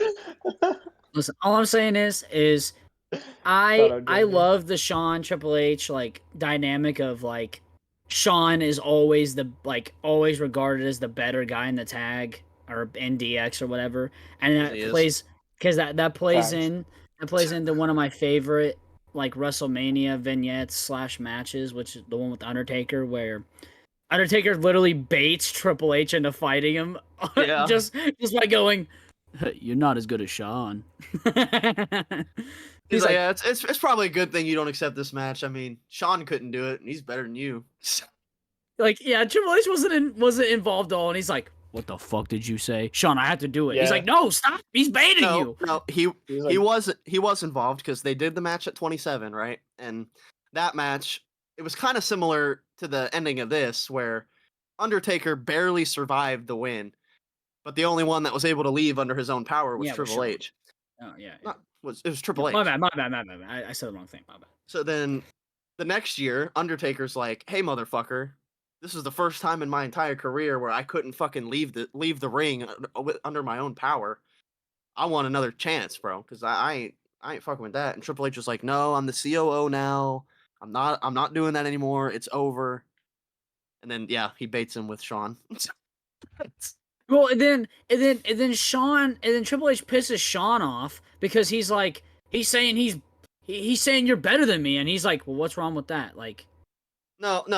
Shawn pisses him off because no, Shawn's that's like, what it is. Yeah. Shawn's like, "Dude, you don't need to do this. This is stupid. You know, I failed twice.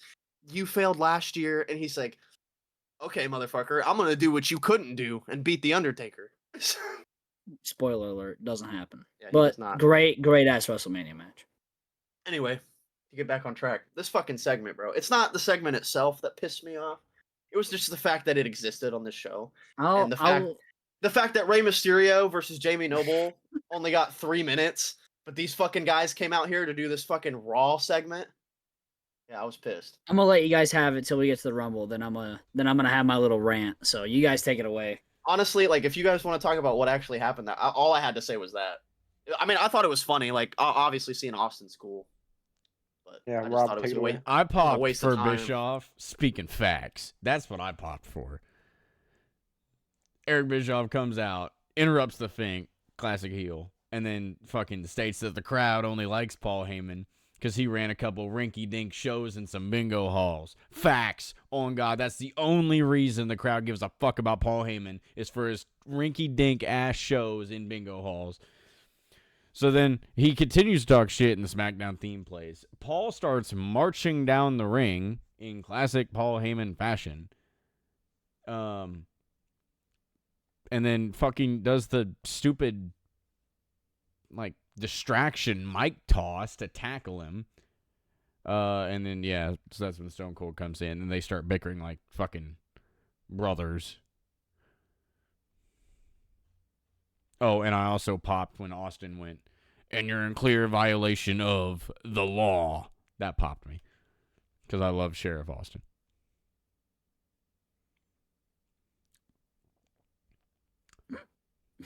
Then we cut backstage to Gold Turd getting ready for the match. Go ahead, someone take this, please. Ethan, I know Ethan wants to talk about this fucking thing. I mean, He not really. So I have this a lot is of so thoughts on it. funny that your number 1 entrant and your number 30 entrant both suck on the mic. So they both get interrupted. Damn. Which thought- the first interruption was way better than this one. This one was funny. The first one was also funny, but the first one was Bill wasn't electric. that bad. Bill wasn't that bad. I thought this one was like funny in the way he's like, "Oh hey Bob," and Brock was like, "Huh?" Yeah, so And he even walks and he looks around the corner. He doesnn just turn around like some goof. He like actually walks down. yeah, bro, there he to like make sure that walks he's to the other there. side and is like and then backs up into fucking Gold Turd. Dude, I was expecting, like, the way they set it up, I was expecting Bob Holly to pop up behind him. Like, switch out. Like, him and Goldberg, like, I don't know. Does that make sense? Am I making sense? So I know what you're saying, but I didn't expect that. I was expecting Brock to back up and then hit Holly. I don't know. Yeah, I get that. Yeah, no, I think I see what you're saying, and that 'Cause was it was like a long too. it was like a long shot of him, walking and like Goldberg's off camera, so it's like, okay, so he fucks with him and then walks away, and then Bob Holly actually shows up. That's what my mindset was. But it wasn't. No, it was not. He just backs up into Goldberg, and Goldberg like fucking laughs at him. And then we cut to Taz's keys to victory, which Oh, are yeah. number 1, out of sight, out of mind. That Number sums it up. 2, conditioning. And number 3, higher number is your best friend. That's true. All right. Except for this pay-per-view. Yeah, except for this specific Royal Rumble match, when the second person in history wins from the first spot. Can I have the floor to say something? Because this, I don't know. I don't know if this is controversial or not, but I personally, the boys know this. I love Chris Benoit. Christopher Michael Benoit, fuck that guy, go to hell. Chris Benoit and the WWF, WWE, the guy inside the fucking squared circle, not the guy outside the company. Christopher Michael Benoit can go to hell and rest and rot, okay? Rot. No, he's already there, brother. Tortured for the rest of his life. But Chris Benoit, that guy in the ring, fucking electric. One of my favorite fucking wrestlers, okay? And I was a couple years into wrestling before I even found out what he did, and I loved him before that, okay? So I cannot just act like I don't like this guy, and I don't give a fuck what anybody ever tells me ever, okay? I get what he did was bad, but you can't tell me he wasn't a good wrestler, because god damn, he's not the only one. There's multiple people in this Rumble that go like crazy, but he is one of them. Him and Orton are fucking, I don't know whose decision it was to have these two number 1 and number 2, but dude, fucking great choices, by the way. These guys were fucking killing it the whole Rumble, dude. Dude, oh my god. Ooh. Go ahead. Speaking of number 2, well, I don't know if we're there yet. At number 2, we got to hear our theme song. Yeah. Devolution is a mystery. Which threw me off a bit, right? Because it's solo him. I was expecting Burn My Light. Yeah. Yeah, I was too. Yeah, Not so did yet. I, You don't- honestly. He don't get that till fucking later this year. That year. But Randy Orton with the IC title, that design, he just looks like $1 million. He looks so good. I was waiting for the glitter rain to come down, and he was gonna do "Burning My Light," but Speaking of people coming out to fucking theme Bangers? songs that are baffling, dude, it fucking tripped me out when Mark Henry came out to Mac Militant. yeah, I was like, what? dude, Mark I Henry's was like, oh yeah, Teddy was his fucking manager. I dude. forgot. I love Mark Henry, bro. All right, so Did you love how the fact he got eliminated in no time by Chris Benoit? Did you love Chris Benoit? huh? Chris Benoit. Hold on. Wait, what? Hold on. Benoit eliminated him like by himself. Yeah, okay, hold on. Well, We're not so there yet. not by I have himself. every Henry got misted. elimination. I have every elimination and entry. Okay, he Like, lifted dated. his big ass over the top rope. Okay, so hold on. So Mark Henry comes in. Chris Benoit and Randy Orton were already lighting it up, and then Mark Henry comes in, and then at number 4 we got Tajiri, which Tajiri was lighting it up. Tajiri, not Tajiri. Tajiri. Doesn't matter. Tajiri was It lighting does up. matter. It does matter. It does matter. It does matter. Tajiri is fucking awesome. Do you have the same He list was. I have up? Like, I have a list of every entrant and No, I don't have a elimination. list. I made a list. I wrote this out individually. I color coded it. I didn't need no goddamn cage match to tell me. I fucking did it myself. Cage match. okay? Didn't tell me. I found this. shit Oh, on I didn't Pro find it. Wrestling I made History. this list. I made this list by myself Why the fuck This would I is do how- that?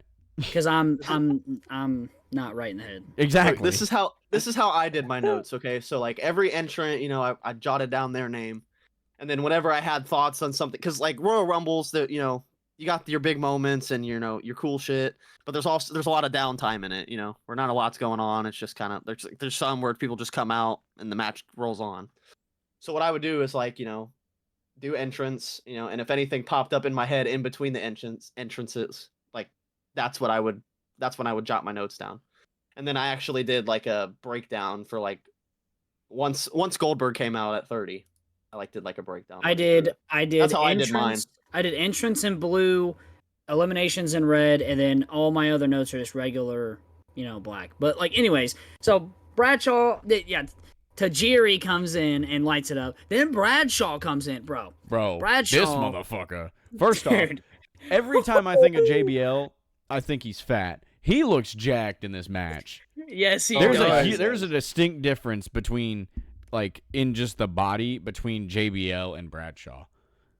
For real. He becomes JBL in a few months after this. Which is crazy. Does he go to McDonald's relentlessly and pick up the pounds? Because I don't think he starts getting fat till 05. That's when he starts getting fat. But dude, he's hitting these fucking clotheslines from hell, bro. Oh my god. Yeah, it's a clothesline from hell party. And then Benoit. Oh my counters, baby. Disgusting. Yeah, then Benoit gets his ass out of there. Yeah, I jotted down that seeing, because when I picture Bradshaw and I picture JBL, and they each have, both gimmicks have very unique looks. Mm-hmm. So this being so close to when he switches to the JBL gimmick, he has the Bradshaw attire and he's Bradshaw and he's coming out to the ABA theme, but he has the JBL hair. Yeah. Yes. I was like, threw me off a little. I was like, oh, I wanted the long hair. I wanted the long hair. This is the in between phase. I hate Bradshaw and JBL. Well, when I think of Bradshaw, I think long hair. Yeah. I think long black. And then when you say JBL, I think the short hair that he had short here. Brown hair. Anyways, Cowboy hat. Rhino in at 6. The man beast. Who kills Tajiri? Tajiri. Dude, it is not that hard. This is why you don't write out your own list, because you're gonna spell shit wrong. No, it's not spelled wrong. I'm just stupid. How'd you spell it? Tagiri. Okay, so you did spell it wrong. What? No, that's not wrong. That is wrong. It is Tajiri. Yeah, that's what I. Yeah, I will take a screenshot right now. I just said G. It's J. 100%. It's J. I'm about to screenshot it, bro. I can't. Anyways, Benoit takes out Mark Henry. Yes, by himself. Dude, because Mark Henry's a bitch. Number 7, Matt Hardy. Yeah, bro. Matt Hardy. Matt Fact. Hitting the side effect on Rhino, which fucking banged, bro. Oh yeah. What does fucking Taz keep calling him this entire match? The Sensei of Matitude. What does he call him? Something. I don't know. It's something ridiculous. Right. It's something ridiculous. Like the Sensei of Matitude. Yeah. It's a Matt Fact, brother. Scott Steiner in at 8. Holla if you hear me. Big Papa Pump. And they talk about his university accomplishments, and he comes in and starts fucking just wrecking house on everybody because he's a genetics freak. I got the next entrant. Go ahead, bud. The DNA of TNA, Matt Morgan. Yes. Dude, this guy is in the match way longer than I expected him to be. Yeah, same. I thought he was gonna get jabronied out immediately. Well, you know who gets jabronied out? One of my fucking the Hurricane at 10, bro. Matt Morgan takes him out. I literally put my notes. Entrant number 10, the Hurricane. He immediately gets tossed right back to the Hurricane. Dude, it's crazy. Okay, hold on. We're gonna talk about Matt Morgan in a fucking second. Hold on. Booker T entry at 11. Booker T starts laying a smackdown. He immediately goes towards Steiner. Pause. Before that, do you guys have any memory of this version of Booker's theme? No, like absolutely not. Dude, I was like, I have no fucking memory of this. Dude, and I was looking it up, and I guess he used it for a very small amount of time. I didn't know it was Booker at first. It confused me. I was like, what the fuck? Yeah. I just wanted to bring that up. Kane at 12 Ooh, fucking yeah, starts cleaning Kane house. with He crazy boots ass Rhino pyro. mid spear. Fuck yeah, he does. That's a 2K Steiner- counter right there. Fucking Steiner gets eliminated off camera while Kane is coming out. The Fed will pay for how shittily they booked Big Papa Pump. Okay, Dude, okay, 'Cause this so is ridiculous. I couldn't remember when exactly it happened. So I'm pretty sure it's Yes, when bro. Booker T comes out. They cut back to the ring. They don't even say anything. How do I phrase what Steiner and Orton are doing? They are. Yeah, try. Go ahead, try. I don't know how Um, to phrase it either. I can't really call it technical wrestling. No. I don't really want to call it fornicating either, though. They're kind of Just rubbing on each other in a corner. yeah, bro. It's like, come on, guys, throw some punches, man. At least some kicks. They Kick look them like in the corner. They look like they were in a movie where like they're trying to fake kiss. You know, like you know what I'm talking. You got the fucking Logan Paul Floyd Mayweather boxing match going on in the corner. Fucking all hugs, asses, and elbows. Yeah, dude.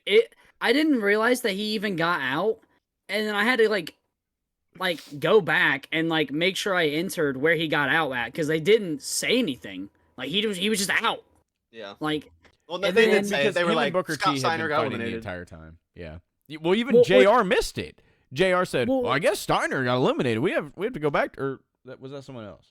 No, that was somebody else. That was somebody later. Oh, okay. Forget who it was. well, Oh, Booker T A Train. comes- It was A Train. Oh, it was A Train. That's right. Yeah, He also Booker T- A Train. Oh, we'll get into it. Booker T gets in, and then that's when Steiner gets out. Correct? That's where I have it at. Well, he Is gets before. Steiner gets thrown out as Kane's coming out. 'cause Yeah, they Kane's show theme it. is still in a playing. replay. when Steiner. Okay, so it should have been okay. Either way, I have it around that time frame. Well, guess what? After Kane starts cleaning the house and whatever, Booker T says, "Not in my fucking house," and kicks his ass out too. Like, Okay. You're missing a big part of that. Okay, so Go entrant ahead. number 13 is Spike Dudley. yes, But you don't know that at first because when it's the Undertaker's music. yeah, Undertaker's gong hits and at Survivor Series 03, that's when they did I have something that's to when say about Buried this. and alive. that's when Kane what was it? This buried him alive Yes, yeah. the first Yeah. time.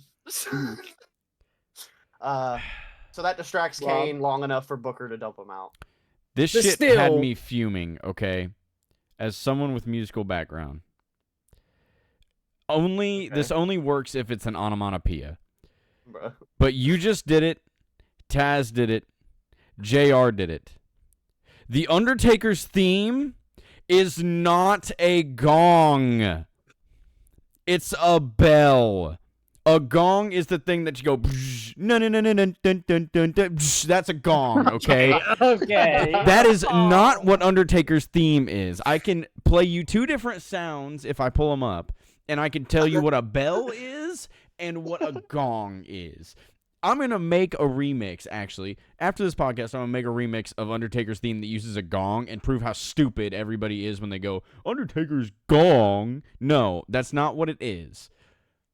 Either way, Because every time somebody says that, I just in my mind think of what Undertaker's theme would be like with a gong, and it loses all the intimidation. Oh my god, dude,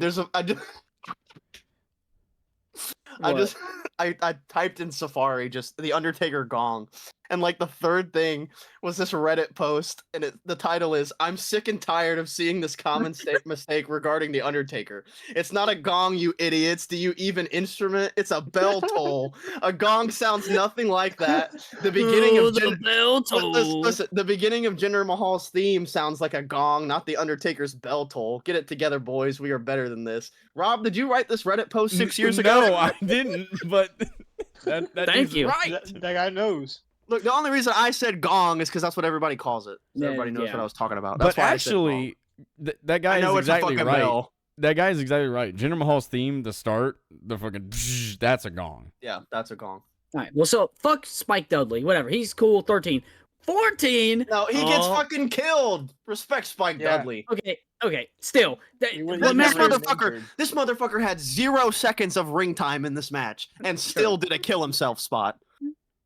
Well, guess what? Dude, I know you're not about. Rikishi- I know you're not about to skip over Spike Dudley and talk about the fat fucking thonging bastard, bro. Fuck this guy. Renee This Dupree fucking- comes out at Hold number on. The 50. theme song alone was fine to mention. Okay, the theme song alone. I've got a JR call I need to bring up in a second. And yeah, so Rikishi comes out. Benoit eliminates Rhino like in between Renee Dupree coming out. Go ahead, Ethan. Go ahead. Okay, so JR says that Rikishi has the best genetics to win this match. Yeah. And Taz asks what he means by genetics. And JR goes like, you know, it's a soft voice. He goes, he's got a big ass. Yeah, he says he's got a fat ass and 400 pounds. How can they lift him over the top rope? Yeah, they literally do. So that's crazy. Like it was so jarring hearing JR say that. He's like, well, why Like, is that? big He's got a fat ass and 400 pounds. Fucking god damn it. And then fucking Renee Dupree, I will die You're in not in hell. hell. Or I lose this next match. Lose this to an insecurity. Oh shit! All right, so then A Train comes out, right? And Yes.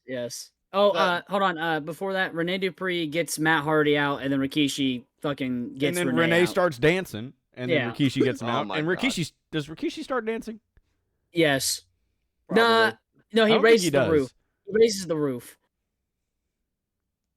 Go ahead. So this is when A-Train. after A Train comes out, this is when Rikishi gets eliminated by Orton, right? Yes. And I was like, yes. well, JR, I guess Randy Orton was able to lift his fat ass all over the He top also rope and by himself. and he gets Benoit gets Matt Morgan first, which okay, can we talk about the fact that Matt Morgan, the TNA of DNA, or the DNA of TNA, goddamn, shut up, outlasted Renee Dupree, Matt Hardy, Rhino, Kane, Scott Steiner, the Hurricane. Bro, he was actually pretty deep. He was about halfway through the Rumble before he got out. He's Hey, like you 6'8" said- with a 6-pack. Vince what I'm was saying, loving like- that. That's what I'm saying. He lasted. Like you said, the TNA of DNA, brother. All right. And Orton gets out Booker T and Rikishi before number 17 comes out. So with A Train, by the way, because He look, hurts I've me. never really paid attention to A Train, so I just heard like the ringing noise, and I was like, I thought JBL got eliminated earlier. What the fuck? All right, this is Rob. This is what you were talking about earlier. Fucking Shelton comes out, and A Train gets eliminated during Shelton's entrance. Yeah. But unlike Scott Steiner, commentary doesn't even notice it. Like after Shelton's in the ring and doing shit, they're like, "Oh, I guess A Train got eliminated." Yeah. Yeah, bro. It's so disrespectful. Yeah, I was like, "Man, this guy's a jabroni." I said, "It's a good thing he goes to Japan and then comes back as Sweet Tea." Tensai. Tensai. Bro, this next entrant I know popped Avery. Oh hold my! on, hold on, It popped hold on. me, dude. Hold I on. forgot about this. Hold on. Orton gets Shelton out before the Like, next immediately. entrance.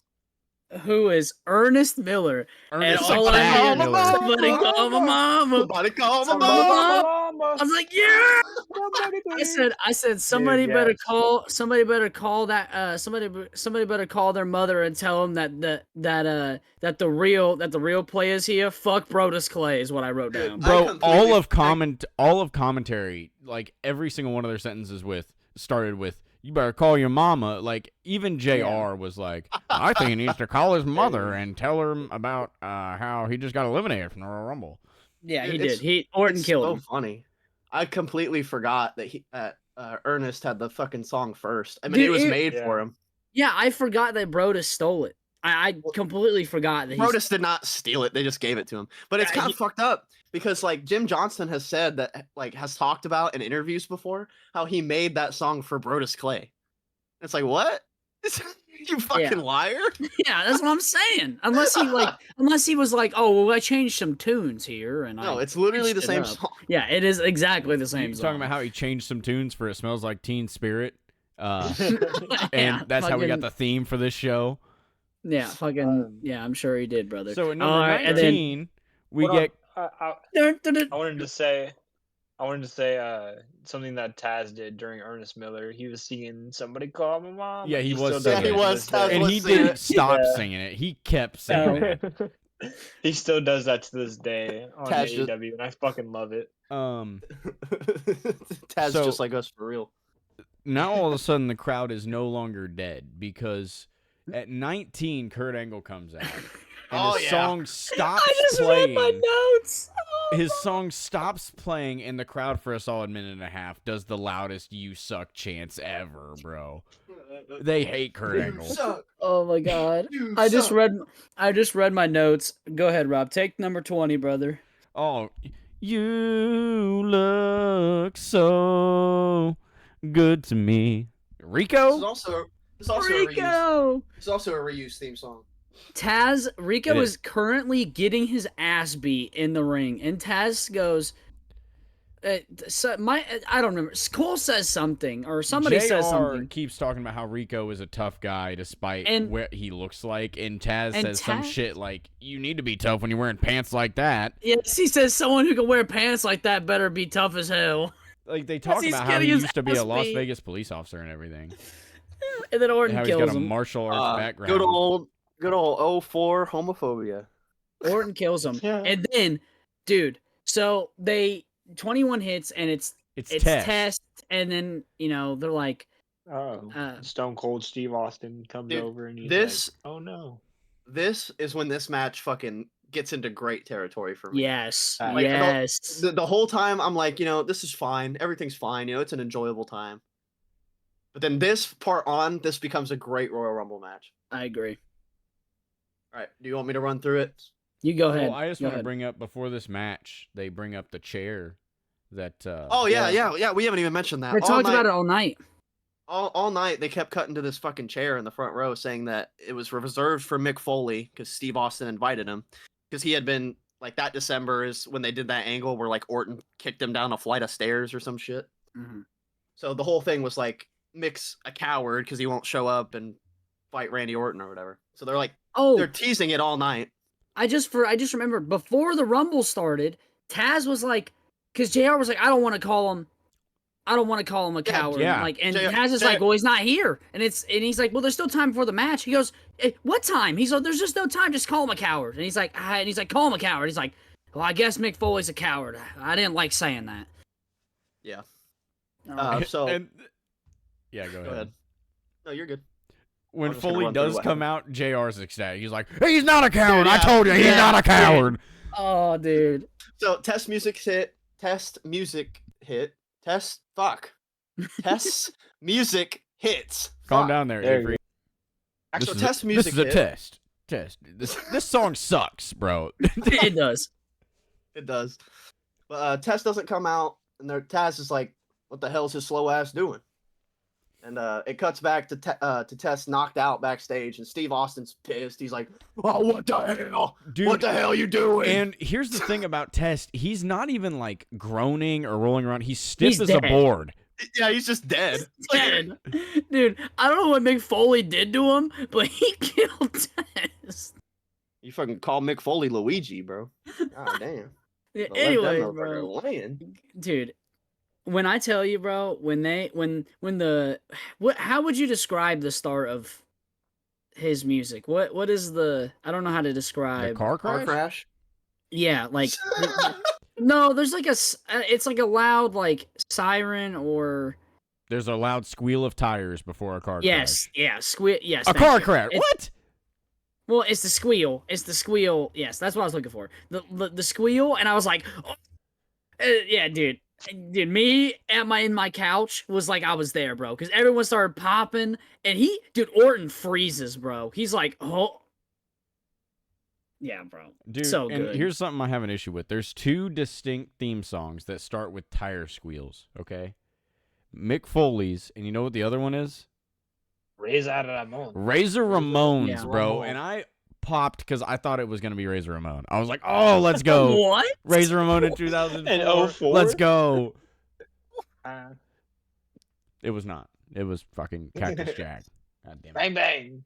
Yeah, so JR's like ecstatic. He's like, I told you he wasn't a coward. I just imagine sitting on the couch with Rob. He's like, ah. And we're both popping, and I go, Mankind, Mick Foley. And he goes, Razor Ramon. And we both go, what? Bro, if we were sitting on the couch watching this, my ass would still be ranting about fucking Taz and JR's stupid ass calling Undertaker's theme a gong. Yeah, that's true. You would have pulled up a sound bite by now. All right, go ahead. Continue about Mick Foley. Fucking Orton looks fucking terrified, like he done seen a ghost. And then Mhm. Foley gets in and just starts beating his fucking ass. Yep, and eliminates him and Does his vintage clothesline where he fucking takes himself over the top ropes too. yep. And And does then the bang bang. Like so there's entrances going on through this, and I'll let Avery go back over that. I'm just gonna go over the Orton and Mick stuff specifically, like start to Yeah, finish. go ahead. So Foley beats Orton's ass and eliminates both of them. And then he continues to beat his fucking ass, choking him with the fucking camera cord and shit. And then Orton fucking counters, and dude, it was literally a fucking like a slap with a hand, but with a chair. He slaps Foley in the fucking face with this chair. Foley completely unprotected. Like earlier when there was a headshot, Triple H got his hand up a little bit, right? This was just Foley eating this shit for breakfast, bro. Because it was fucking. And then he does it again, right to the top of the dome. I was like, oh my God. I was like, dude, everybody, please make sure to go. I literally put in my notes, I said, future Ethan, please remember to tell everybody to watch Randy Orton versus Cactus Jack Backlash 2004, because this little Rumble thing is a preview of that entire match. Which this little thing made me want to go out and watch that match. So on your way to watch it. It's great. I guess it was only one. Christian comes out, and I mean no. So what happens is Christian's coming out, yes, but when they go up the ramp, Nunzio is coming out as they get to the top of the ramp, and then Orton hides behind Nunzio, correct? Or he does something with Nunzio. No. Nunzio starts coming out. Yeah, Nunzio starts coming out, and Mick just for no reason turns to Nunzio and lays him out. Yeah, so Mick's like, he's did the whole thing. He brought the sock out, huge pop, and he's like getting ready to get Orton. And then Nunzio comes out, and he like gets up to him, and Foley just fucking hits the mandible claw on him for no reason. Yeah, and then Orton hits him, and then they both go to the back. See, and then Nunzio lays outside for like the whole damn near so rest Christian of the comes out, and I genuinely didn't know this was Christian. I know a lot of Christian's themes. This was not one I knew. I expected him to come out with that last. Like, I'm glad that I was not the only one. I thought he was gonna come out with the Christian, at last you're on your own. Like, I thought that was the theme he was using around this time. I don't know what the fuck this generic garbage was. And this isn't the fucking Brood's. This isn't the Brood theme, but it's also not At Last. It's not the good version of Just Close Your Eyes. It's not. It's definitely not the newer version of Just Close Your Eyes. The also good version. It's also good, but the Waterproof Blonde is the better one. Nah. Oh, Entrant 24. This is fucking Rob's favorite, bro. I know he popped. Well, it's the big show. Something funny. When he got into the ring and he was compared to everybody else, I was watching with my girlfriend Hannah, and she was like, "Wow, he's big." And I said, his name is Big Show. Yeah, he's the Big Show. Literally. Well, I hate this theme, bro. I love Crank It Up. Like I love Crank It Up. I love the walk of Crank It Up. I hate Big. Like, I like this the single well of Crank It Up, like the well, it's a big. I hate the fucking well, it's the sucks ass. Fucking terrible. I would rather listen to fucking legitimately would rather listen to fucking the Jericho V1 mashup. Speaking of Jericho, he comes out at 25. Pew pew to break the wall. Yeah, with Break the Walls Down V7 at this point, because he had 18 different versions of that fucking song. Super good. 26 is Charlie Haas. The other half of the greatest wrestling tag team on the planet. All right, now yes. The next entrant is the real one that fucking Rob popped for. Oh, but before 27, before 27, I didn't, because I wanted him to use the one Billy Gunn theme. Oh my god. Come on. Jericho eliminates Christian before 27, and 27 is. Go ahead, Rob. Fucking, I'm an ass man. Burn, burn. Yeah. I'm an ass man. And then I don't hate it. It's a catchy song. It's just really annoying the fact that it's like the entire song is like, I love to kick 'em. I love to kiss 'em. I love to eat 'em. I love to fucking fuck 'em. Like, that's the entire song. I want everybody watching this to know that Rob has the one Billy Gunn's theme song in his top 5 wrestling themes ever. I have that in one of my top songs of 2024 on Spotify. Did nowhere. I believe him. I believe him. Hey, I know, Specifically, it is. Let me count. Hey, Dude, People keep going. You know how on. many times? I've fucking just like gotten on Discord and I've seen like Rob listening to Spotify and it's that song he's listening to. hey, you know whose else's amazing. theme song's a banger that I listen to all the time? Fucking number 28, goddamn John fucking Cena, my brother. Oh, Yeah. You think they're untouchable? dude. If we're talking about Oh. banger theme songs, let's go back to number 12, to Kane's theme song. Oh yeah, dude. Fucking Did we banger. skip that? Yeah, dude. Fucking. I don't think we talked That- about the theme. I don't. Yeah. I think he fucking loses it here soon around this time. Yeah. Okay. Yeah. Also, yeah. Hold on. I am gonna bitch about this. By the way, this was the worst Kane. By the way, unmasked Kane, worst Kane. Kane. I love Kane. Kane true. unmasked, terrible. You're true. Unless he's corporate. Yeah, Kane. this era. What do So- you mean? Like this? Out of Unless he's my corporate top games. 100 songs of 2024 on Spotify, it's number 72. Well, it makes up.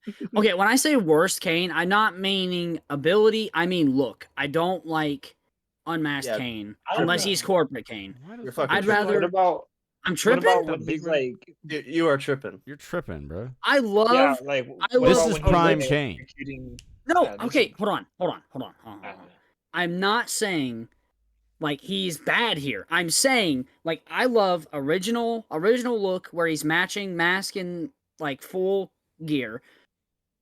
I mean the big red monster's all right. It's okay. Look. There's also a point in time where he has the big red monster mask and then he also has like the black welder's mask over it as well. Look, I know what you're saying. You don't like this Kane look, right? No, this is not my favorite. This is not my I- favorite. I disagree, and I think you're tripping. This is one of his best looks because this time, like when he unmasked, like he was fucking terrifying. I mean, Facts. yeah. Coming out in the makeup handcuffs and shackles with the fucking Yeah. towel over his black, fucking. yeah, black. He towel set over his JR face. on fire. That's true. He That's true. electrocuted Eric Oh Bischoff's ball. yes, I forgot Shane about Mc- that. it was Shane Shane McMahon. McMahon. It wasn't. Shane McMahon. I Yeah, my forgot bad. it I was was about to the. correct I myself. forgot He he wasn't came gonna out do with that the shit to my boy towel. fucking Bischoff. I forgot he He- had he he came fu- out with the towel on too. Oh He yeah. ruined Edge and Lita's, or was it? I think it was Edge. Yeah. No, was it No. Test and Lita? Edge It was and- Test and it Lita. was Edge and Guerrero. Was it not? No, you fucking jabroni ass bitch. What? No, no. The wedding. He's talking about the wedding, TJ. Oh, It was It was like Lita, and I think it was Test or something. Probably. No, Test was trying to marry Stephanie. It was black shit falling out from the sky. No, I'm talking about when he pops up from the ring and interrupts the wedding. Who the fuck? It was Oh. Lita and somebody. I couldn't tell This is you. gonna. Somebody keep talking. I'm gonna look this. Stat boy. Anyways, number 28 comes out, and then number 29, RVD. He comes out, and the match has been. I think the match is fantastic. Like Ethan said earlier, since what do we say? What do we say was the turning point of this match? When Mick Foley comes out, I think since Mick Foley, it got turned up to a whole nother level because RVD comes out, and then, everyone's fighting really hard, everything's doing good, and then Goldberg comes out at number 30, the last one, and this shit starts going fucking crazy, because Goldberg comes in, kills Charlie, kills Billy Gunn, kills Nunzio, and then Brock comes out and I found it, by the way. hits Goldberg with an F5, right? Correct? Or is it just the he hits him with the F5, and then that's when Kurt Angle takes advantage and gets Goldberg out of there. Okay, pause. I want to bring up. Okay, first off, what I was talking about, it was Edge and Lita. So actually, later this year in 2004, Kane and Lita have a wedding, which I think he forces her into or some shit, which is creepy as fuck. And then the next year is when he pops up from under the ring and crashes that. So I found that. Anyway, back to stuff that I was missing while you were talking. So when Cena comes out, fucking Nunzio like tries to hide his face to hide from him. He says, "You can't see me." Then you talked about Goldberg running through fools, right? Yeah, I talked about how he literally walked in and killed people. He fucking kills Nunzio with a spear, bro. He does. This is my favorite and most memorable spot of this whole fucking match, this whole show, bro. He kills Nunzio with the fucking spear. All right, you can continue. I just wanted to bring that up. Well, after that, dude, it's the fucking Big Show fucking Rumble, bro. Because he fucking gets Cena out, he gets RVD out, gets Jericho out, and he even gets Angle out. He gets fucking big name people out all the way down till it's a 1v1 until with Benoit. Which is, I mean, obviously the Big Show's not until, like they treat Big Show decently because they're like, hey, this guy's our modern day Andre. They made him tap out twice. Yeah, they did. One to the crossface, one to the ankle lock. The angle lock. Did you talk about the Brock run-in? Yes. Where he hits the F5 on Goldberg, yes. The final six, it was Benoit, and then Goldberg Jericho. calls him a worthless son of a bitch or something. Son of a bitch. Because JR right afterwards goes, oh, he just called him a son of a bitch. I think he said a worthless son of a bitch. I think you're right. When Big Show eliminated Cena, that landing was fucking disgusting. You don't remember that? He pulls his MCL there, right? Yeah. He pulls he literally tore his MCL, and he admits 2 weeks later that he tore it, and he kept wrestling through on like house show. I know the story. I'm just bringing it up. Yeah, it was nasty. It was nasty because you didn't bring it up. You just said, "Oh, he tosses out Cena." Well, because he tosses out Cena, and Cena lands in the ugliest fucking way possible. Well, I was just bringing up the fact that Big Show literally like runs through 4 big ass names all the way to the 1v1, like at the end. Like, yeah, that Cena landing was disgusting. Like, I didn't remember that this is where he gets hurt until that landing. I said, oh no. Yeah, yikes. Did you specifically do that while you were watching this? You went, oh, yes. Oh no. Yes. Yes, I did. Because it was nasty, bro. That, like, I was scared that RVD was going to land that way, too, because he landed funny as well. I'm trying to remember, how does Kurt Angle's, like... Someone help me here. What was... Because Benoit was down. Big Show and Angle were fighting on the ropes. And... Does Angle... If you want me to go ahead, yeah, go ahead. It's not a whole summary; it's just bits and pieces. Also, I just want to bring up again, like, it's dumb luck that Cena didn't just shatter his knee on that landing, and it was just a partial MCL tear. Like, he is real life Superman, bro. Like, how can you land like that and not destroy your knee? How can you break your neck and come back in 4 months? How can you completely separate your fucking pec and come back in like 4 months? Like, he's fucking Superman. Crazy. Anyway, what part were you asking about? Fucking Angle? Yeah, I was wanting you to just the closing stretch. Yes. Okay, so after the Cena landing, Show tosses out RVD and Jericho. Then Angle starts making a comeback on Show, and he pulls the straps down. I went, yeah, when he did that. Kurt eventually gets... Are you about to start singing "You Gotta Fight for Your Right to Party" by the Beastie Boys? That has the exact same entrance. Big Show, or Angle locks Big Show in the ankle lock, and Big Show is like screaming during it, and it's the most ridiculous shit ever. He's going, and at one point he goes, "Oh shit!" He does, bro. And then he counters it, like he does like a roll through counter, and that launches Angle over the top rope. That's what it was, yes. And then he has another like sequence, like the final stretch with Benoit and Show, and it was pretty good. And Big Show, like they go back and forth, and Big Show like goes to gorilla press him out of the ring, but Benoit like counters and lands on the apron, and then like slowly drags him over until Big Show falls out of the ring and wins the match. Dude, Great I finish. think this Rumble was awesome, man. This Rumble was fantastic. Yeah. It was a great Rumble. The first half of it was like okay, but then from the Foley spot on, it's just great. I think it got better as as it went on, and then yeah, you're right. As well, okay, for me it picked up as soon as Ernest Miller came out, but yes, as soon as the for me it was Foley. All right, Rob, TJ. It was a great Rumble. One of the best of all time, honestly, in my opinion. I think Benoit's performance. I think it's fantastic. I think this one's not even as good as the 2005 Royal Rumble, but that's just me. It's better than the 2005. Not the start of it. The start of the 2005 one's better. Bro, the start of the 05 Rumble is so good. Yeah. I mean, you got Eddie and Chris, and then Daniel Puder, and then Bob Holly, bro. And Bob Holly hates rookies. He does.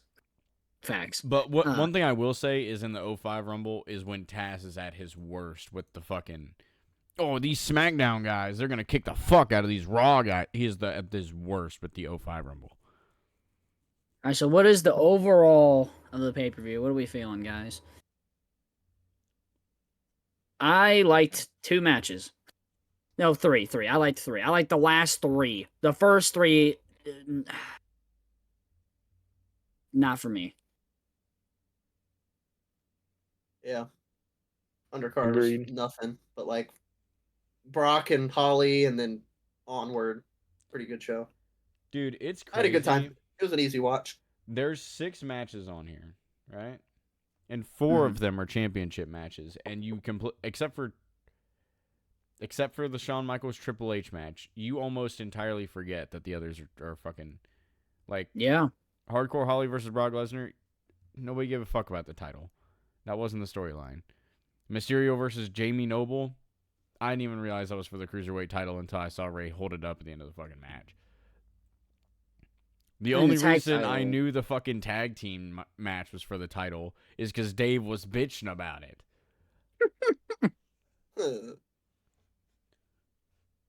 Yeah, I had a good time with this show. It was really fun. Yeah, it was a great show.